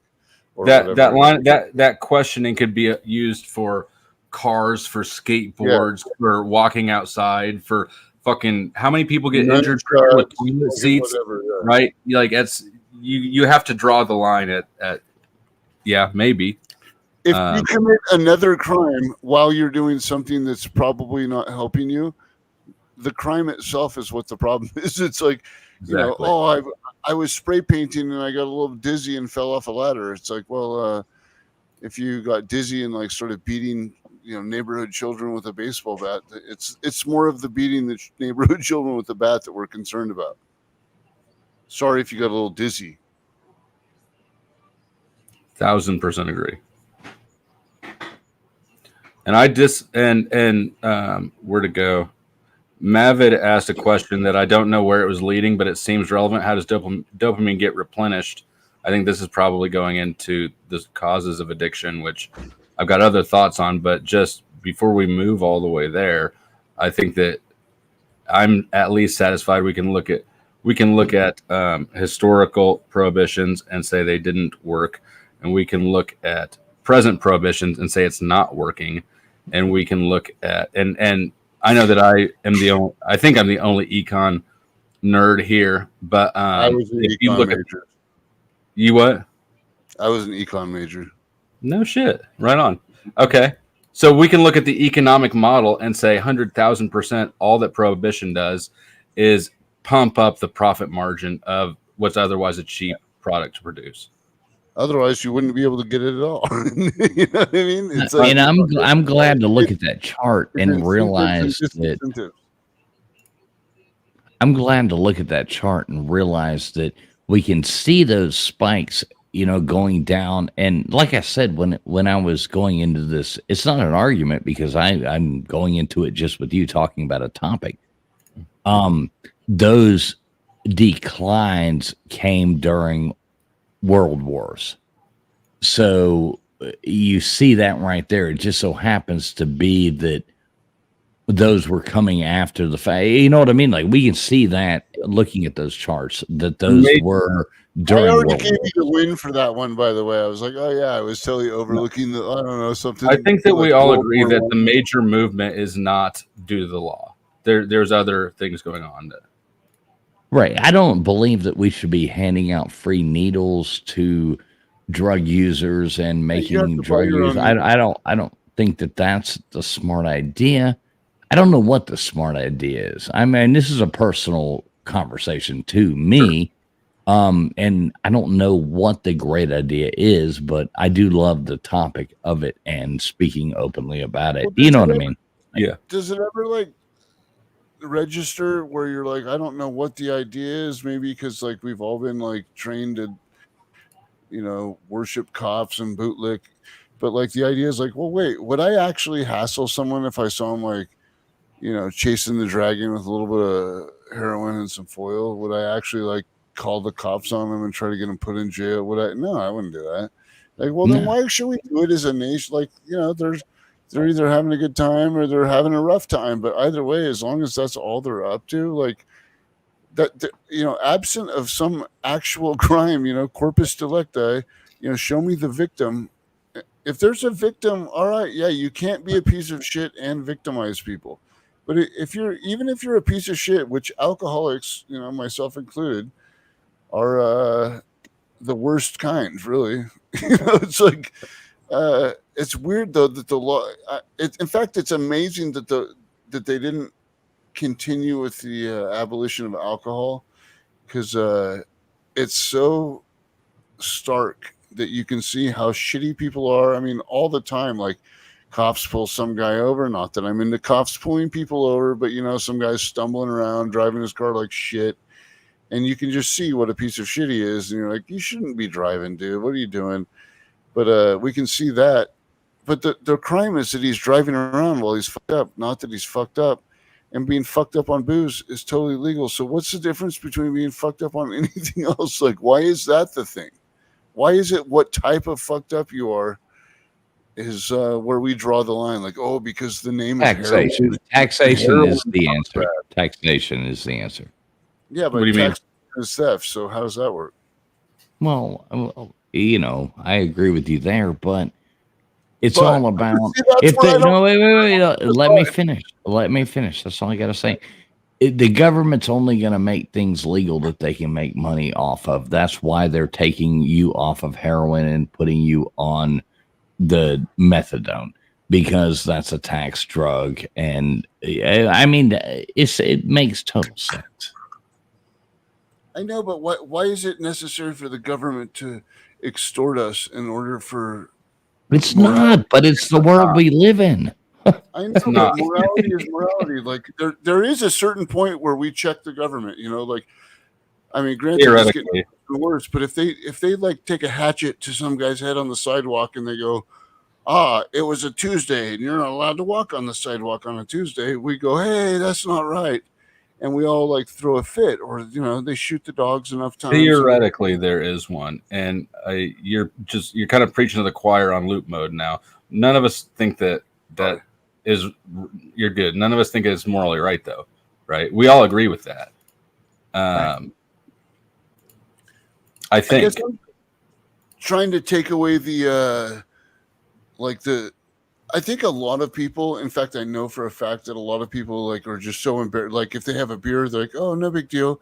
But if they get stuck on, especially back in the 2000s, they get stuck on pills or oxys. I mean, legitimately, some people got stuck because they got them prescribed and et cetera, and the Sacklers. Not that I'm saying that they're the ones to blame, but those people, like, your 58-year-old aunt, they were so embarrassed that they wouldn't tell anyone, and they ended up with this secret habit, and they felt weird, and it's that weird hiding things and feeling bad about yourself. I mean, that's what causes deleterious things to happen. That's what causes addiction. I mean, that is what causes addiction, though. Exactly. Because addiction isn't fuck. What's the word I'm looking for? It's replacement. It's a relationship. Like physical dependence. Now that's something that happens to anyone that takes that stuff for the right amount of time. Like you are physically dependent. I mean, yes and no. Yes and no. It depends. Can we all agree that pharmaceutical replacements are worse than what the original thing is? I do agree with that. No, not at all. Like, give an example of where you would disagree. Myself? No, I mean, no, like a substance. Like, I think that methadone is worse than heroin. Well, I think that, but it's like morphine is, like if you take opium straight out of the poppy, that's mainly 8% or so morphine. So if you can crack that back, like morphine, then you get, you can get codeine, thibane. What do you think is worse, morphine or heroin? I don't think any of them are worse. I think heroin's actually double bonus points. Okay. I don't know how to rephrase this question. I don't know how to rephrase this question. The heroin is more potent, and it was created as a morphine substitute because it's supposed to be less habit forming. It's not. It's more. They did the same thing with that as they did recently with fentanyl, methadone, and with buprenorphine. Are you sure you're disagreeing with us? Right, no, that's the point. I mean, you go back and look, it's the same thing. I mean, all those women, all those people, especially women, were addicted to Dilaudid. You go way back. Hydromorphone. Mm-hmm. Good to go. Same. You ever tried that? Opana? Yes, sir. Mm-hmm. Hold on. We can't. Nope. We're not going to glorify Opana here. We're just going to take a moment of silence for those who have never tried it. Amen. All right, and we're off of it. Signs. We're off of it. Bad to the bone. But I do agree that all the replacement, all the problems. Here's the problem with capitalism, and you all know that I'm a staunch fan of capitalism. The problem with capitalism is it only works by solving problems, so it necessitates problems. And the problems to addiction, in my humble opinion, have made all the problems much worse, so they have more problems to solve. And I think that, yes, methadone is a great example of something that's worse. I think that fucking benzos are a disaster area. I don't know what was before benzos, but benzos are a disaster area. And when I was on benzos, I had a doctor say, "Why don't you try this? This is a non-addictive substitute." And it was basically an antidepressant. I said, "Oh, so I can take it when I have a symptom?" To me too. Right. He said, no. It's got to build up in your system. I said, so I can quit at any time. We have to wean you off. I said, motherfucker, so this only works through addiction. Yeah, exactly. No, you got to get good and addicted to it before it'll even work. You're like, so that was my point with big. I get to try it out. I'm already fucked. I don't think that was my point with big pharma getting involved. And I agree with you. You're better off to say, hey, I want to have a good Friday night. Let me go get a goddamn 8 ball of fucking blow and know that it's actually blow and not anymore. I mean, when I was young, you know, I don't even want to do that now. Probably have a heart attack and die. But or go pick some mushrooms or go do some, you know, whatever the hell you wanted to do. At least you knew what you were getting. Nobody was. It's not a mystery bag. Right, exactly. You could do that now. There's these people.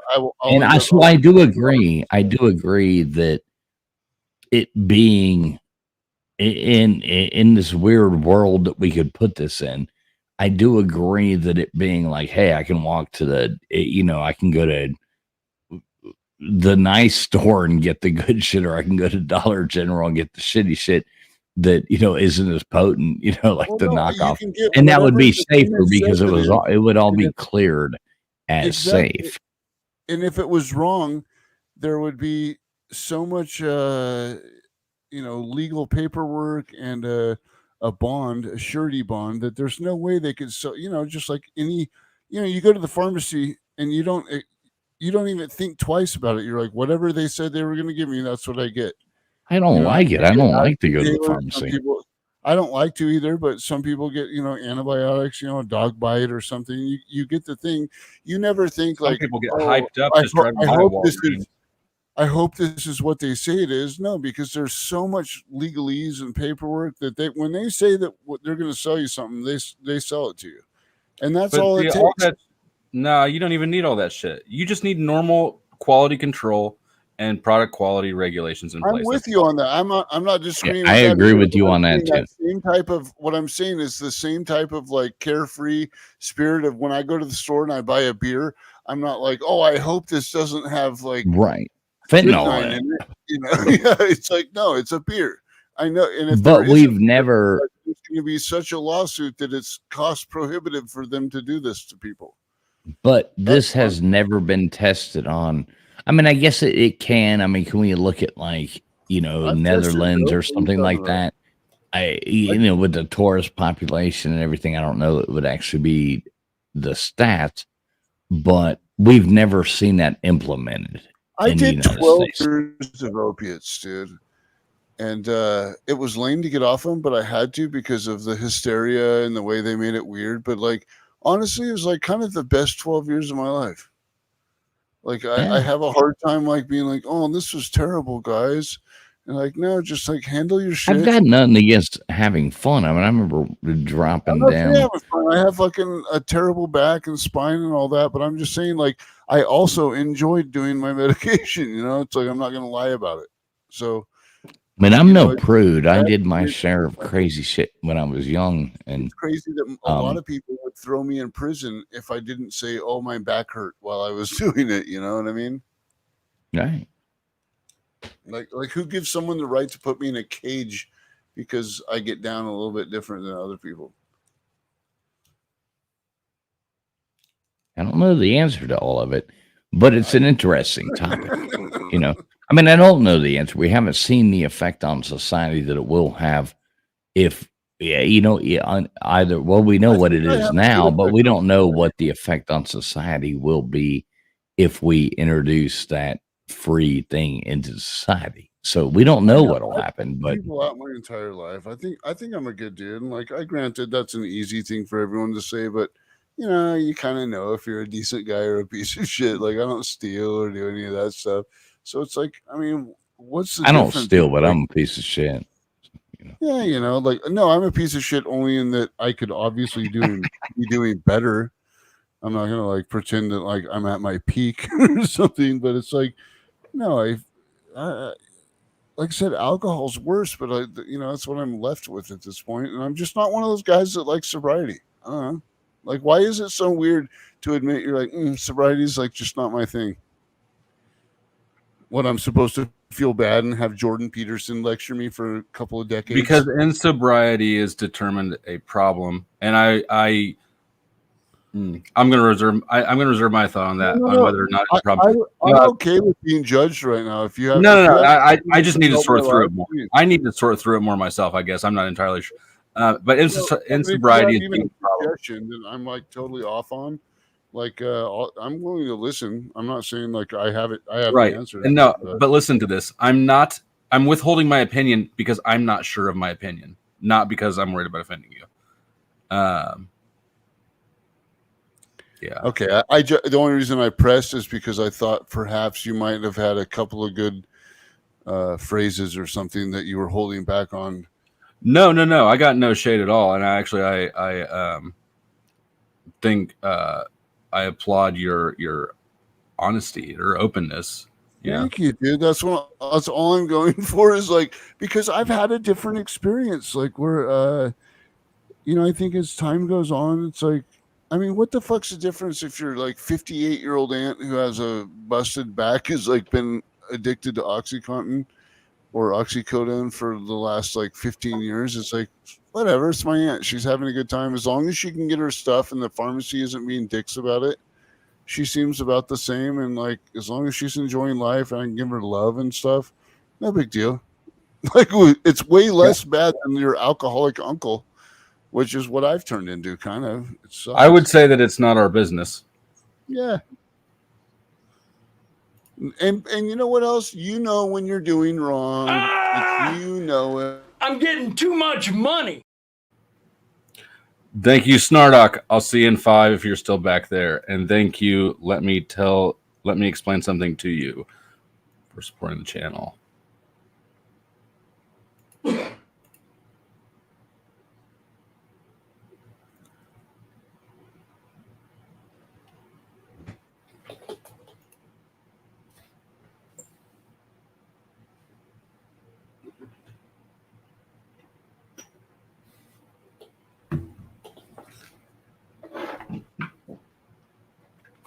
All right, I'm back. Sorry. I had to. Oh, were you not there the whole time?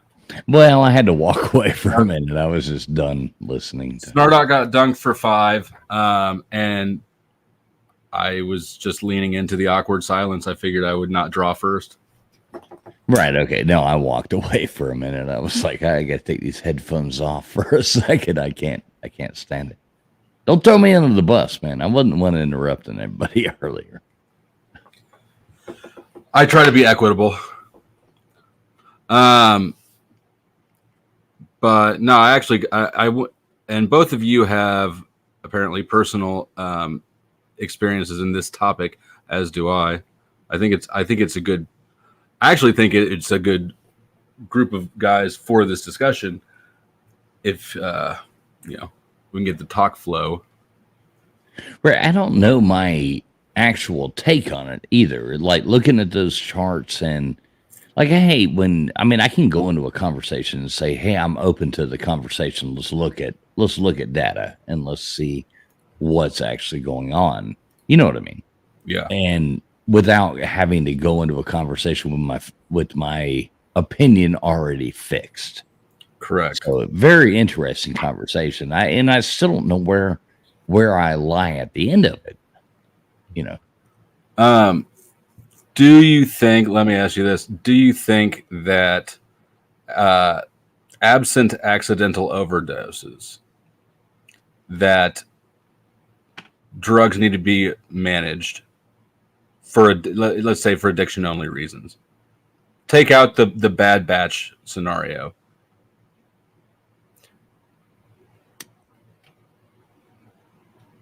Well, do you mean they need to be managed? Take out the bad legally, batch? Right? If there's no, if street drugs, if illegal drugs, but they're not street drugs if they're legal. That's the point we're getting to. If it is legalized, it is no different than methadone or whatever that they are telling you to put in your body.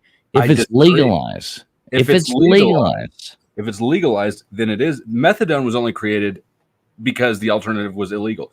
No heroin addict wanted methadone. Well, right. But if it is legalized, they're selling you what they want. It's all about taxation. I mean, the whole thing is about the money they make off of it. That's why they push methadone and these other products that are more addictive than the first thing that they're trying to get you off of. Correct.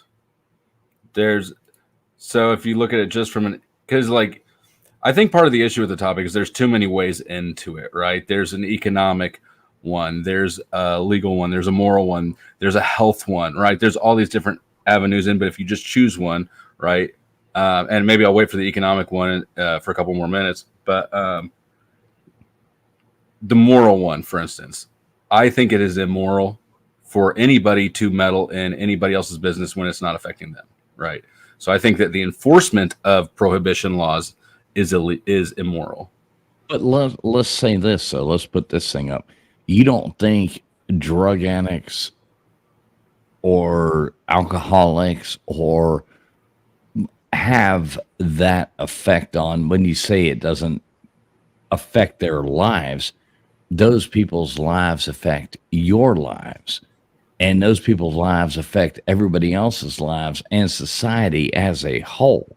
Sure. And the accidents they get into, or the, like I said earlier, I mean, you got to, all of a sudden you got this effect, though. Right. I mean, you don't know.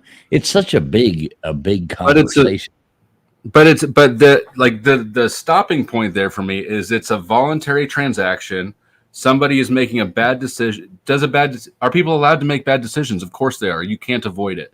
You can't make bad decisions illegal. So yes, as long as the activity is voluntary between the parties engaged in it, the ripples outward, I don't think, can be blamed. But there are no parties. It's just a party. What do you mean? And everybody else is the parties that is being affected by this. It's just a one party doing this thing. And if you step off the porch in an ice storm and break your ankle, other parties are affected as well. Now they got to take care of you. Your work is probably missing you. There's not a way, like, the action itself has to be the end point of where, well, this affects me, that affects me, Yeah, reckless society is not, when I look at it like that, reckless society is not a win either. So I agree with you. Like I'm all free spirited, man. I mean, I hope you know that. I'm all about people make their own decisions. They do their own things. They have their own opinions. They no judgment, no nothing. But when your rights, my rights begin, what is the saying? My rights begin where your rights end. And so this kind of goes into that whole thing too, where if it's legal and now all of a sudden we don't know what will happen if you do that. So I think that's the fear of it. And I'm not like stooging for one side or the other. I'm really not. But we don't know what will happen. We've seen California, what's happened there. No. No. Not a good starting point. Not a good starting point for us. California, look, all the shit happening on the West Coast, they legalized crime. Yes. And drugs. That's the problem over there. I knew the minute that shit happened, I was like, motherfucker, they're going to muddy the water on drug laws, and they're going to blame over there for drugs. I'm in Oregon, right? And everyone's like, "Oh, look at Oregon." Have you been there lately? I have, and it's absolutely horrible. There's everywhere you look. They made crime legal, but they didn't make legal. People are still dying of fentanyl. Again, if drugs were legal here, no one would die of fentanyl overdoses. That's just not how that works.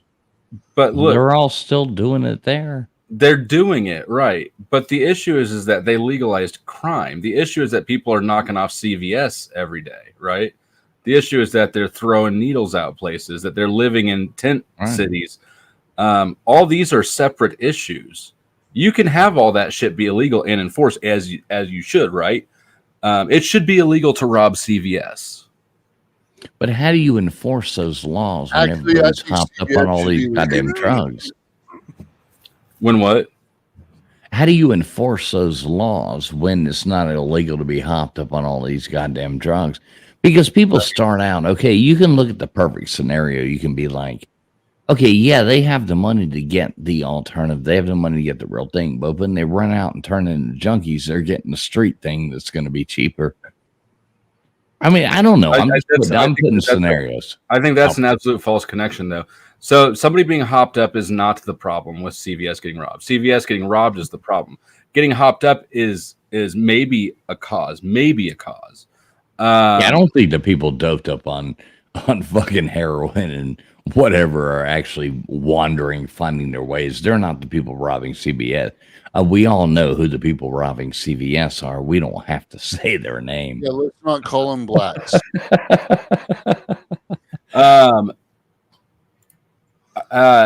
No, people robbing CVS are opportunistic. It's everybody's robbing CVS who's opportunistic,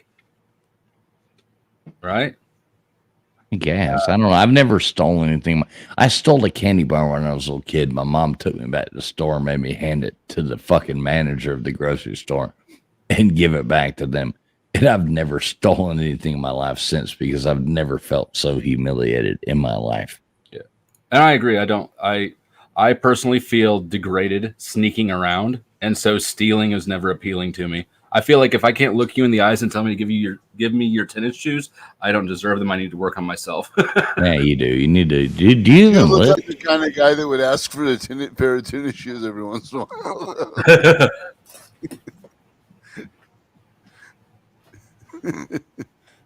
Yeah, No, nothing this worse is than a what weird thief. that, like I've been involved in all sorts of stuff. It's almost like I'm not saying anything, but like it's almost like I'd rather be involved in a murder than to sneak steal from someone. You know what I mean? Just like beep boop, I got that from you, and run away. It's like it's so weak. Yeah, Just stealing like, is just weak stealing ass is the shit like worst. that. To me, It's stealing is the terrible. worst because you're taking from somebody else. You can do whatever you want to yourself, and I do agree with you guys on that. I agree with the like. You made your own choices. You made your own. Like I do agree with that. But stealing, you're taking from somebody else. I mean, stealing is the bottom of the barrel. Yep. And that's why it's weird. I didn't understand it when I was younger because so my dad had gotten on some juries and stuff, and then there were like local kids that had gotten involved in burglaries. But it turns out almost, not every time, but it's like 50% of the people that get involved in burglaries eventually murder someone. It's so weird how like closely aligned that shit gets. That doesn't sound right. I mean, I guess I know, could see. you know what? It's probably I made that statistic up. I mean, yeah, I'm not holding you to the statistical accuracy. I'm just saying that connection seems. The more I thought about it, the more I can see it. Yeah, but it is a weird thing. Like going into someone's home, it's like a different. Like if you steal from someone's car, it's lame, it's terrible, it's annoying. But when they go into someone's house, when they make that move to cross that barrier into, it's weird how often it, or when you look back, I'm saying retrospectively at these people that like, do evil things later, and they're like, well, they were busted for burglary before they started doing other stuff. You're like, it's weird how burglary is like a gateway crime to like the, stepping in the bad zone. Yeah, yes. If you end up in that situation, you'll end up having to be in that situation. So, I mean, if I set $100 bill on this bar right now in front of me, and somebody tries to come take it, it could end up a coin toss. If you set $100 bill in front of the sliding glass window at your house and some kid breaks the rock and grabs it, I don't really consider that burglary. That's just like, why would you put that there? But I'm saying like the kids that actually do the thing, it's when you invade somebody else's house, it's a different level. It's a different mindset than right. Just like robbery is a different mindset than theft. Theft is kind of low level, right? You don't actually face the victim. Yeah. You would look at theft like taking a dollar bill out of the tip jar at the gas station restaurant or something.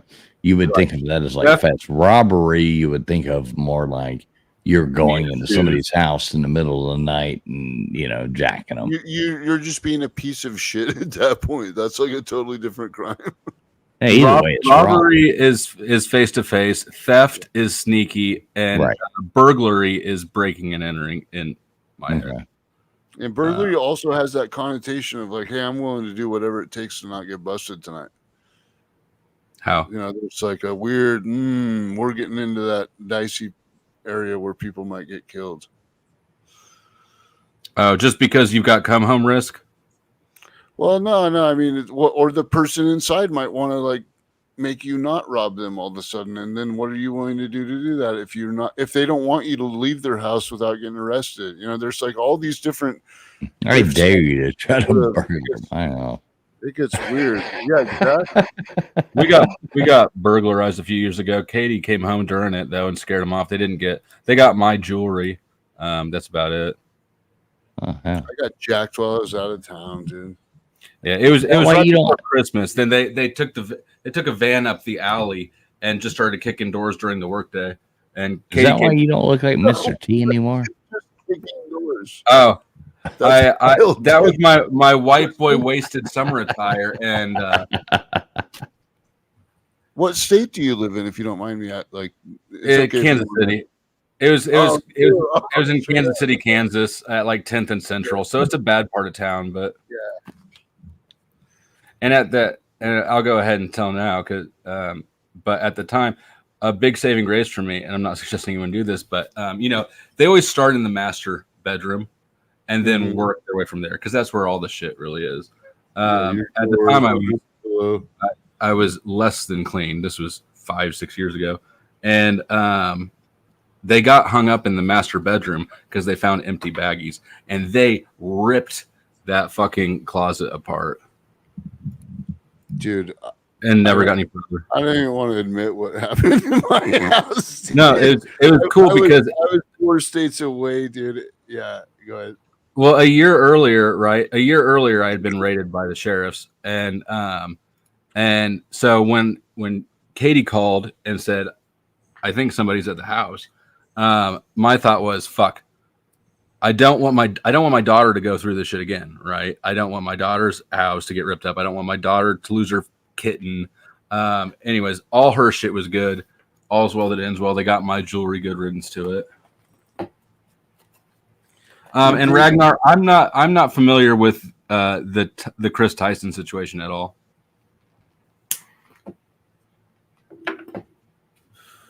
Mr. Beast fruit. Oh no, yeah. You know what? Can we have one day where we're not talking about like pedophiles and stuff? I'm fucking so sick of pedophiles. Dude, I'm tired of talking about them and like the whole thing. I don't know anything about the topic. It's one of those weird down that weird road. I mean, I feel like if we quit talking about it, they'll go away. Well, that's not true. Okay, well, maybe if we quit, I don't know, but maybe today they will. Like, can we just? So, what was this guy's connection to? What's he have to do with Mr. Beast? I think he was Mr. Beast's like half sidekick buddy that cut his cock off and became a girl, apparently. But yeah, he's got like two people. He's got like 2 people who are 13-year-olds or something. He has 2 people that worked with him. One went one way, one went the other. So it's a drama story nobody gives a fuck about. I mean, just boot him off into the Grand Canyon, into the wood chipper, done. I don't give a fuck what any of these people are doing. They're all weirdos. Yeah. Well, I don't think that you get to be Mr. Beast without being some sort of. I mean, like, I don't know shit about the guy. Honestly, I don't think I've ever watched one of his videos, but I don't believe that you get to be the top of any game organically, despite how many startups, despite how many billionaires there are who started up out of their mom's garage, making software, allegedly, shipping books, whatever the fuck it was. Dude, I've had that same conversation with multiple people about like, I don't care how much you like look up to like say Elon or Trump or whatever. It's like you don't get to $1 million or $1 billion before there's some point along the way where it's like, hey boss, this guy's about to blow the whole thing that we're working on. What should we do? You're like, what do you mean? What should we do? Please don't make me say it out loud because multiple people have tens of millions of dollars riding on it, and they just sort of figure out what needs to happen. Bye-bye problem. Bye-bye. The problem goes away. You don't get to $1 billion without rubbing out a couple of problems. Which all I'm not even saying that's a bad thing. Hold on, now I gotta look at it. Away sometimes. Following grooming allegations.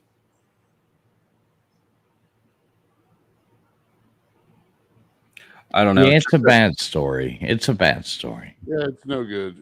It's not good for the soul. That's the only reason I say like to avoid it. It's just it's become this thing where I actually 100% agree with where I think you're going. Go ahead. Sorry, let me shut up. No, I'll shut up too. No, I think I know where you're going, and I started stepping in and agreeing with you before I know where you were going to go with it. So go with it. I was just saying that, like, you know, one of my streaming buddies has, I call them the predophiles. They started hanging out with these quote Pred catchers, and I'm like, I don't know what it is about these guys. I don't trust them. I don't like nothing that's going on there, but like, I get that he's trying to like stir up drama to have content or whatever. And I avoided it, and I just don't want nothing to do with it. And sure enough, every like few months, one of these fuckers comes up as being dirty, and you're like, yeah, exactly. I don't want nothing to do with it. I just, you know what? I want to. You get more of what you put your attention into. Yeah, yeah, yeah, exactly, dude. And the last thing I want any part of is like, I want to be able to like live a normal life and not like, I don't know, dude. It's like so gross. I'm so sick of it. That's what I'm saying. Like, oh, Mr. Beast, shocking. Wow. If you told me like who's Donald Trump's friend, the Roger guy hangs out with whatever, it doesn't even matter. Like all those guys, dude, they're all weird. I don't want nothing to do with weird sexual perverts, dude. Fuck you. I want to be a normal guy that goes fishing and hunts and, you know, kicks ass if you get the fuck on my property. And I think the pred hunters in particular, the type of people that go on registries looking for people to beat up, it's not about making anybody safer. No, it isn't. Exactly. There you go. That's exactly what you were. Exactly. If you want to do something about it, there's a whole list called Megan's Law, and all you have to do is type, I promise I won't kill everyone on this list, and then you click it, and they'll let you see where they all live. So if you want to do something, you want to be a hero, go ahead. Knock yourself out. I ain't going to stop you. I doubt the cops will either, but it ain't about it. It's like for some reason you're fixated on. No, the cops will if they catch you. They're not going to do a lot of work for it, but no, the cops will definitely do something to you.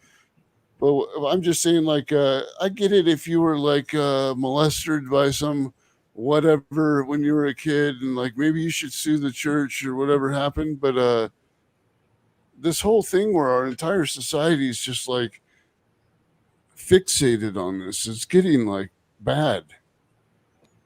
Yeah, Ragnar, I'm kind of for somebody who's a YouTuber, I'm kind of out of touch with things. I don't know how to. You're right. There's certain topics you don't want to dwell on. Right. But they all act like they're out there saving children. You know, you ain't saving shit, dude. If you want to save a kid, why don't you wait till this Thanksgiving and find a couple of poor kids that are wearing scrubby clothes, give them some nice clothes, and fix them a dinner? Honestly, like that would make so much more of a difference than whatever bullshit you're doing on the internet. Yep. You know, growing up, I'll tell you a funny story real fast. Growing up, when I would get a new bicycle for Christmas, and I grew up spoiled as fuck, I ain't gonna lie. When I would get a new bicycle for Christmas, my dad would always drive us down to the projects down there in Miami, and he would make me get out of the car and give my old bicycle to some kid that looked like he needed a bicyel. You would just pick out a poor looking kid? Well, yeah, we'd pull. I remember we'd have the bicycle thing. My dad would take me on down the road, and we'd pull that bicycle out of the back of the trunk of the old Impala or whatever the fuck we were driving, and he made me pull it out and walk up to some kid and shake their hand and give that bicycle to some kid. After Christmas, when I got a new one, I mean, I remember getting a cool mongoose and having to give my other one, away to the kid, and it was cool, man. And then we always laughed about they probably went home and got yelled at. They stole it. That was always the joke, was they probably went home and got their ass kicked for stealing a bike. No, I swear to God, some white people pulled up and gave you the bike. It's like that never happened. But no, it really did happen. But that was always the joke. I'd be concerned that you'd choose the wrong person. Be like, motherfucker, I ain't poor. Give me your car. Nah, he'd take us to growing up in South Miami. I mean, there was there were neighborhoods that were poor as fuck. I never spent a lot of time in Miami, but I almost moved there right after I got married. I'm glad I didn't, because it's probably not where I want to live. But while I'm getting divorced and shit, not knowing anybody around. But Seaboard Corporation. You ever heard of Seaboard Corporation? No. It's a Fortune 1000 company. They're basically the Port of Miami. They had a job opening down there, but I decided not to. They're headquartered in Kansas City, and I worked for them for a couple summers in college, but I don't know. So did your dad used to make you give away your belongings, and then he'd go onto a payphone and call the cops? No, of course not, man. I mean, we were doing something good. You know what I mean? It was something good. No, that's good stuff. It does sound funny though. You put it in my dad has a saying that no good deed goes unpunished. So absolutely. Well, that was the point. And that was our point of laughing afterwards, that they probably rode the bike home and their parents were like, "Who'd you steal this new bicycle from?" I mean, that's the irony of it. But we were just trying to do something good. I got a new bike, giving it my old one to somebody else because it was nice, Yeah, my when I was a kid, there was a year or two there where my mom decided. I'm the oldest of three. My mom decided that she was going to teach us empathy. So lacking in basic mirror neurons, your mom decided to take it upon herself to teach him. I think it backfired, because here's what she did. She decided there's a nursing home by our house, just a fucking nightmarish place. But she called up and she said, I was in like early grade school. Ooh, that's a tough one, yeah. You were 9. You were 9. Give us somebody. We want to visit somebody who doesn't have a lot of family. Amen. And so they assigned us to somebody. And for a while, we'd go in once a week and visit Bessie. And it was fucking terrible every fucking time. Dude, that's so tough. It was the worst. And, dude, I've done that. And now it's been said my empathy's low. My little brother is 34 and still has stranger danger. Yeah, I remember I grew up in music. You were rolling up joints on Betsy's fucking Jello. I grew up in music and like classical music, and I remember we would have to go, for holidays, Christmas, and mainly Christmas, I guess. But you'd have to go to like the whole, like all these nursing homes and go play all the Christmas music for these people in nursing homes. I mean, from the time I was like 7, and I mean, Jesus Christ, violin. And going to these things, like growing up through my life, I remember by the time I got to be like 12 years old, like, I don't want to go to the nursing home anymore. This is horrible, They got old people like just laying there going, it's like a zombie movie. I know, I'm like playing good King Wenceslas look down, in front of some lady that's looking at you out of the corner of their eyes. It haunts your dreams, Yeah, they have the grimace of death, and they're staring at you like, "Please put me out of this." And you're like, "I'm just oh my God." Like I know that the whole thing where I mean, I'm too scared to do it now. Like, there's actually a part of me that has been wanting to do that exact thing for some like penance reason. I don't know what. Where it's like, I don't know. You must be Catholic. No, I'm not. But it's. Well, why are you asking for penance? Well, I'm using the term. I'll sell you some. Go ahead. I'll sell that shit. Oh, you'll sell me some? I'll sell you some forgiveness. Sure. No, that penance versus purgatory, right? Yeah, I can buy my way. Purgatory is the waiting room. Penance is the one I can pay for. Okay. Yeah, you can buy You can buy penance from me. It's like $1 a cent. It's just that, like it's going to cost you. It's going to cost you $1 for every 17 glory bees. Like my mom got a DUI. When my parents got divorced, like my mom ended up getting a DUI, and she went from having this like really awesome position at a kick-ass hospital to being like in the same kind of position but at a nursing home, and it just went downhill. But then like that was my second introduction to nursing homes, and like I said, the people just with that grimace of death on their face, and you don't know whether they've been there for like 2 years or 20. They're just like just trying You to just know they're laying in puddles of piss, calling for the visitors to help them for death. Mm-hmm. And death never comes Horrible. because it's just insane. Yeah, that nursing home was shut down a couple of years after Bessie died for cause.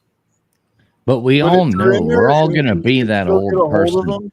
Wait. Well, we all know we're all going to be that old person one day. I have a tank of nitrogen ready just in case I become close to that old person.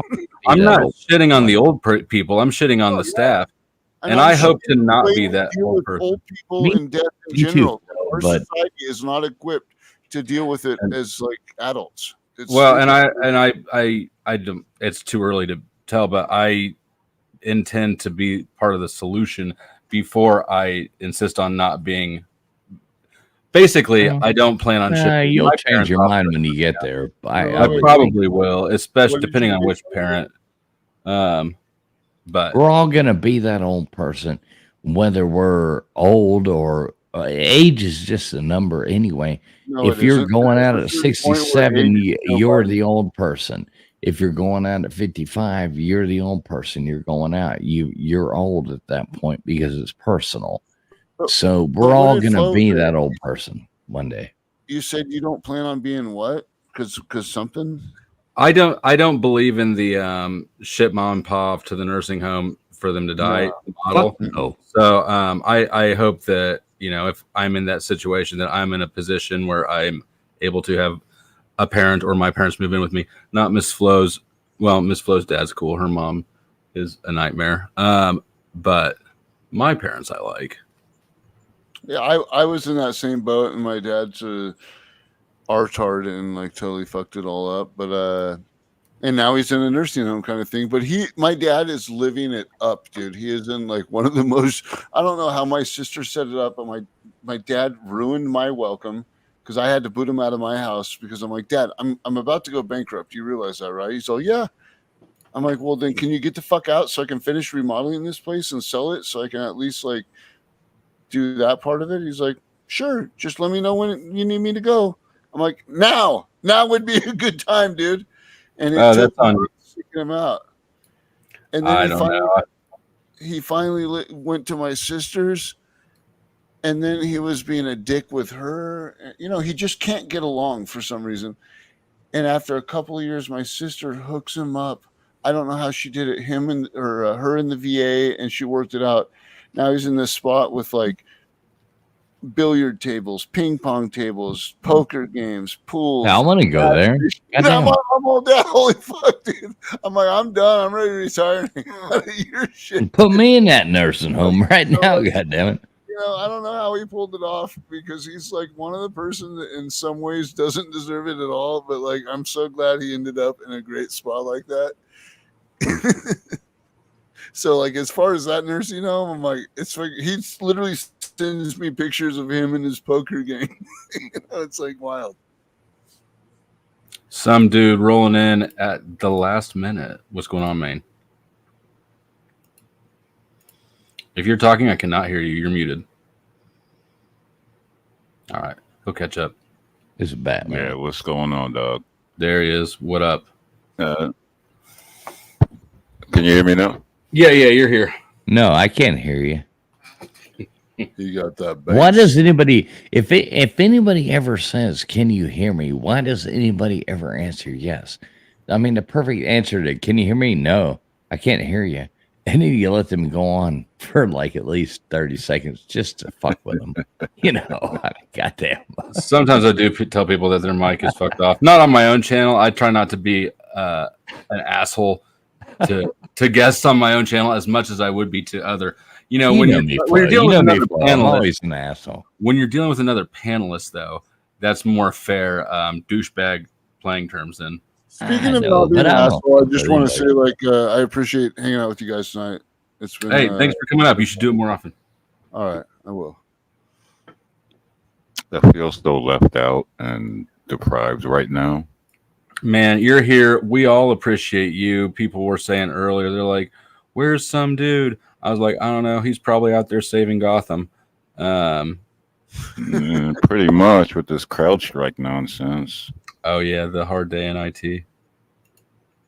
Bro, you know, you had me in my feelings the other day because I'm like, y'all don't even know what's going on yet, but y'all are feeling it now. I actually don't know what's going on basically ever outside of my world, it seems. Yeah, right. I have to ask one thing. Some dude, are you from South America? Because you have a very Hispanic accent. So I'm trying to pinpoint it. No, I'm from New York. That might be a thing. Just fucking with me, buddy. Yeah, no. Hey, yo, but Flo, all right, thanks for letting me up again. It's ending just when I'm waking up. I thought you lived in Cali, where y'all be on longer. I guess not. No, I'm straight in the middle. I'm in Kansas City. But sorry, I got distracted. I just looked at this. You guys know Illumitami? No, I have no. Like honestly, I have no idea what. That is. Honestly, I have no idea what that is. Yeah, okay. He's around these panel verses, and I just was distracted by a comment from him. I'm striking the hell out of this fake ass grifter. He's talking about me as we speak, and once my new intro drops, there will be no lukewarm fin sitting. He frequently uses this avatar and has been threatening to do a copyright strike on me forever. How did you end up with so many people that don't like? I don't have these problems from people. We go live and all this stuff. I see these channels. I guess I'm doing something wrong. I gotta ask, Flow State, are you like? Do you have a magnet for like lunatics? I enjoy engaging with the lunatics. But I just tell them all to go fuck themselves and they just don't come back. I don't know, man. Because I get lunatics too. I mean, trust me, I've done this for a couple years and yesterday on Jack Talcott's channel, which he's the praise God guy, Tommy was, doing the thing. He's like, I'm going to threaten you for using my little emoji there or my little emblem, da da da da da.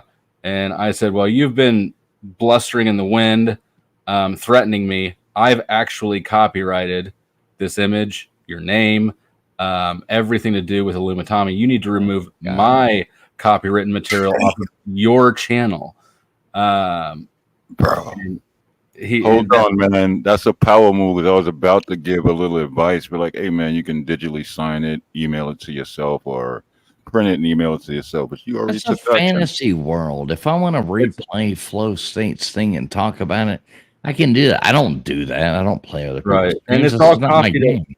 It's all covered under fair use. I'm not actually pretending to be Illumitami. I'm just fucking with him, and he knows that. I'm not worried about it at all. That's why I haven't changed anything. But when I said that to him yesterday, he it was a power move. I was lying, of course. I haven't copyrighted Illumitami shit. I'm not going to waste my time on that. But it takes about 5 minutes if you do it digitally. But all right. So what do you do? You just said something that sounded simple. Yeah, you screenshot it, snapshot it. There's two ways. You have to digitally sign it or do a watermark. Make sure you digital sign the email and send it to yourself and then archive it. And then also, if you can print it out, you just print it out, mail it to yourself, and don't open it. It's called a poor man's copy. So that's an email. So you're saying you can watermark that as your own because it was given to you. Well, let's say do it twice, because if you actually, you do a nice printer and you print it out, whatever y'all doing, seal it, stamp it, and mail it back to yourself and never open it. That's called a poor man's copyright, dated through the federal government. Yeah, you can always mail. Yeah, it makes sense because there you have it right there. Well, fuck, maybe I'll do it. Probably won't. Yeah. No, you won't. Like, because like you I'm not remember this shit.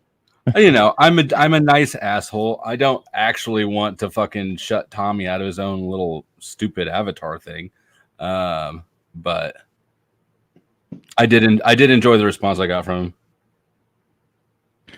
All right, Flo, I'm about to go to bed, brother. Yes, sir. I'm about. Thanks to for having me on, man. Thanks for having me on. We still need to like work on having a fun show and doing something, even if it's only every now and then. We need to work on Why that. don't I leave it up to you to find a female counterpart since mine blew up? Well, don't you have another one? What about Crispy? I mean, she seems nice. I mean, actually, Crispy could be perfect for it. All right, we'll talk. Right. I mean, she seems like a sweetheart. She's come over to our channel as well, and come in there and you know what I mean. So yeah. Holla at me, man. I think we can make something fun that's not a bunch of goddamn just useless drama on YouTube. So hey, if I was awake, I would have livened it up because I'm a fellow asshole as well. I'm a knucklehead. It's all right. This is the second stream of the evening. The first one was 4 and some hours. So I'm winding down anyway, since nobody even chipped away $1 at the stream extension. Yeah, they said fuck you. You're a guest. No, so you right. know what? Fuck everybody. If you don't super chat Flow State right now, you don't know what you're doing in your life, and you don't give a fuck about us. Later on, everybody. Thanks for having me. Hold on. You know what I've seen about Flo? Like, cause he's like a level, non-biased, just be chilling. And a lot of people don't hate that because he doesn't pick a side. And I see that, and I'm not even a content creator. So you get a lot of hate. That means you're doing something good. Yeah, he's good. He's rocking and rolling, man. Love you, Flo. Love you, Flo. Right. Hey, good buddy. You guys have a wonderful day and stay safe. Yep. You as well. Let's see. And then there was just us. Just you and me. Used to be. No, I'm not going to do that again. You've already heard me sing that once. Do you guys want to get shuttled off somewhere, or do you want me to play you the I could play you the Flow State's Greatest Hates on the way out. Pretty sure most of you have seen it. I did not gain one new sub tonight. It's amazing. I jinxed myself straight out the gate. I said I needed 4 more subs to hit 3,500, and now I still need 3 more. I believe. Still need 3 more subs. So, anyways, where was I? Mostly in bed by the pool. Didn't have a reason. Didn't have not really much. I came back and checked periodically, but right in the middle of my hiatus, the Trump thing happened, and then that dominated the internet. Probably still is. I don't know. And I don't know. I've just been so uninterested in that topic entirely. So anyways, nowhere special.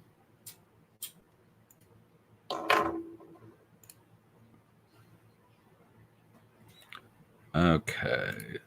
So how about this? Since nobody responded to the question, I'm going to play you Flow State's Greatest Hates just for a minute while I figure out where to redirect you. That sounds good to me. Good idea, Taylor. Good idea. Did you think that was a good idea, Katie? She did. And the throwback from TWFP, you say the exact same thing to yourself. About what? Good idea, Taylor. Good idea. Oh, yeah. Some things never change. All right, let me share screen here.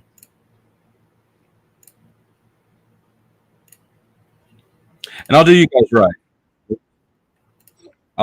right. I'm going to actually check into where I redirect you and see what they're talking about. I don't remember the specifics, but I know that I've dumped people onto a live stream before that whatever the fuck they were talking about was just whack, and I regret it. So I'm going to do my due diligence. We'll listen to Flow State's Greatest Hits Volume 1. I am in the process of working on Volume 2, but it is not at completion yet. Let's see. Oh, shit. Oh, Traveling Fools donated membership. Sir, you are a gentleman and a scholar. Where's my...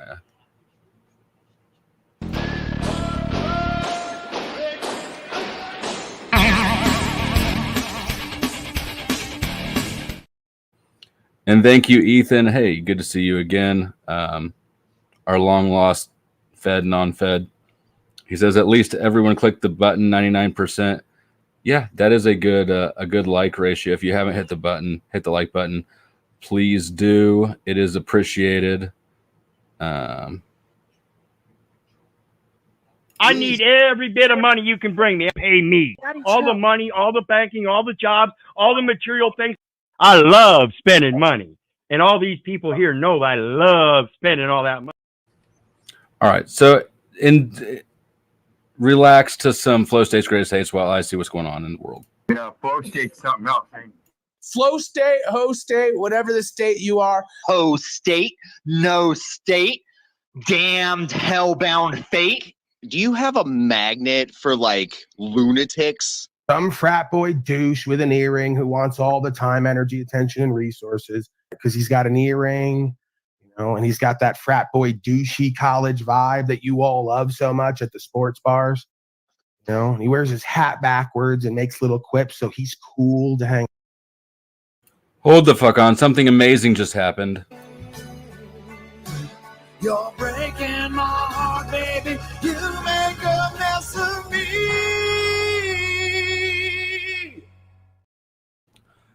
3,501 subscribers. Congratulations to me, most of all, but also to you guys for making that happen. Perfect way to end the evening, hitting that number. Hang out with a lawless, dishonorable, bad faith, unethical scum. Fuck you, Flow State, you fucking piece of shit, white knight and motherfucking bitch ass made motherfucker. You grifting fucktard. Faggot white trash Missouri motherfucker. You white trash piece of shit. Flow State, we'll see. We'll see. I don't know, man. You're sus to me, bro. I don't know what's going on there. Flow State, you're so fucking retarded. Chain smoking cigarettes in a hall. Flo is using Snaps and others as their person, knowing how you feel about them to get him money. And he's okay with grifting your money. All you fucktards who want to donate to his bitch ass? Right. And Flo State's absolutely in for the fucking money. 1 million trillion dillion %. He's a fucking grifting fuck. But Flo, I see your white knighting and the words you're using to protect these bitches who claim people online give them fuck. So you know what, Flo? Go fucking suck some balls, you grifting fuck. He's so low value and low worth that his value is $1. He's one of the most narcissistic, devious pieces of shit I've seen on here. And it's exactly the archetype of Lucifer they talk about in scripture. A meth head addict, lowlife, who's been living his whole life grifting, deceiving, defrauding, defalcating. Peaked in high school, he's going to go in your DM and expect him to take his shirt off and you to take your pants off and get whatever he wants and go on with his life and lie to the wife. This little Flow State, the monograph optics are high. We know what you're about, Flow. You fucking dopehead, fucking grifting fuck. Someone like Flow State is going to be power hungry and controlling and want to be egoic and build up his ego. He's making his grift money. Fuck you, Flow, you cunt little bitch ass flower made piece of shit. Smoking meth all day.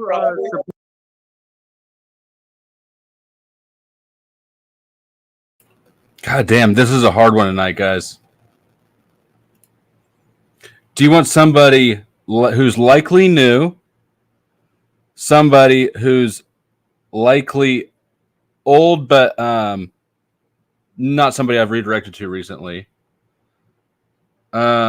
somebody who is entirely new, but whose guest panelist is not a fan of mine right now? That might be the most interesting, honestly. You know what? Let me see who's even available to, because not everybody has that shit turned on.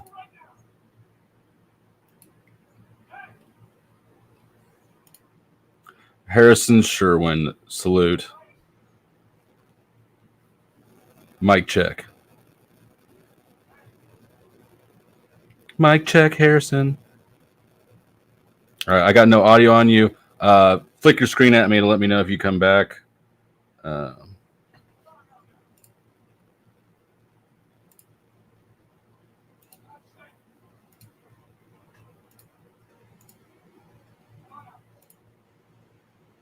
Let me time.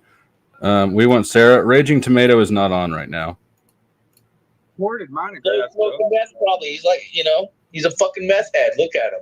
Little host date, fucking white knighting for some weaponized bitches. Flo, you're such a fucking clown, dude. Everyone sees that you're fucking in this for the money on YouTube.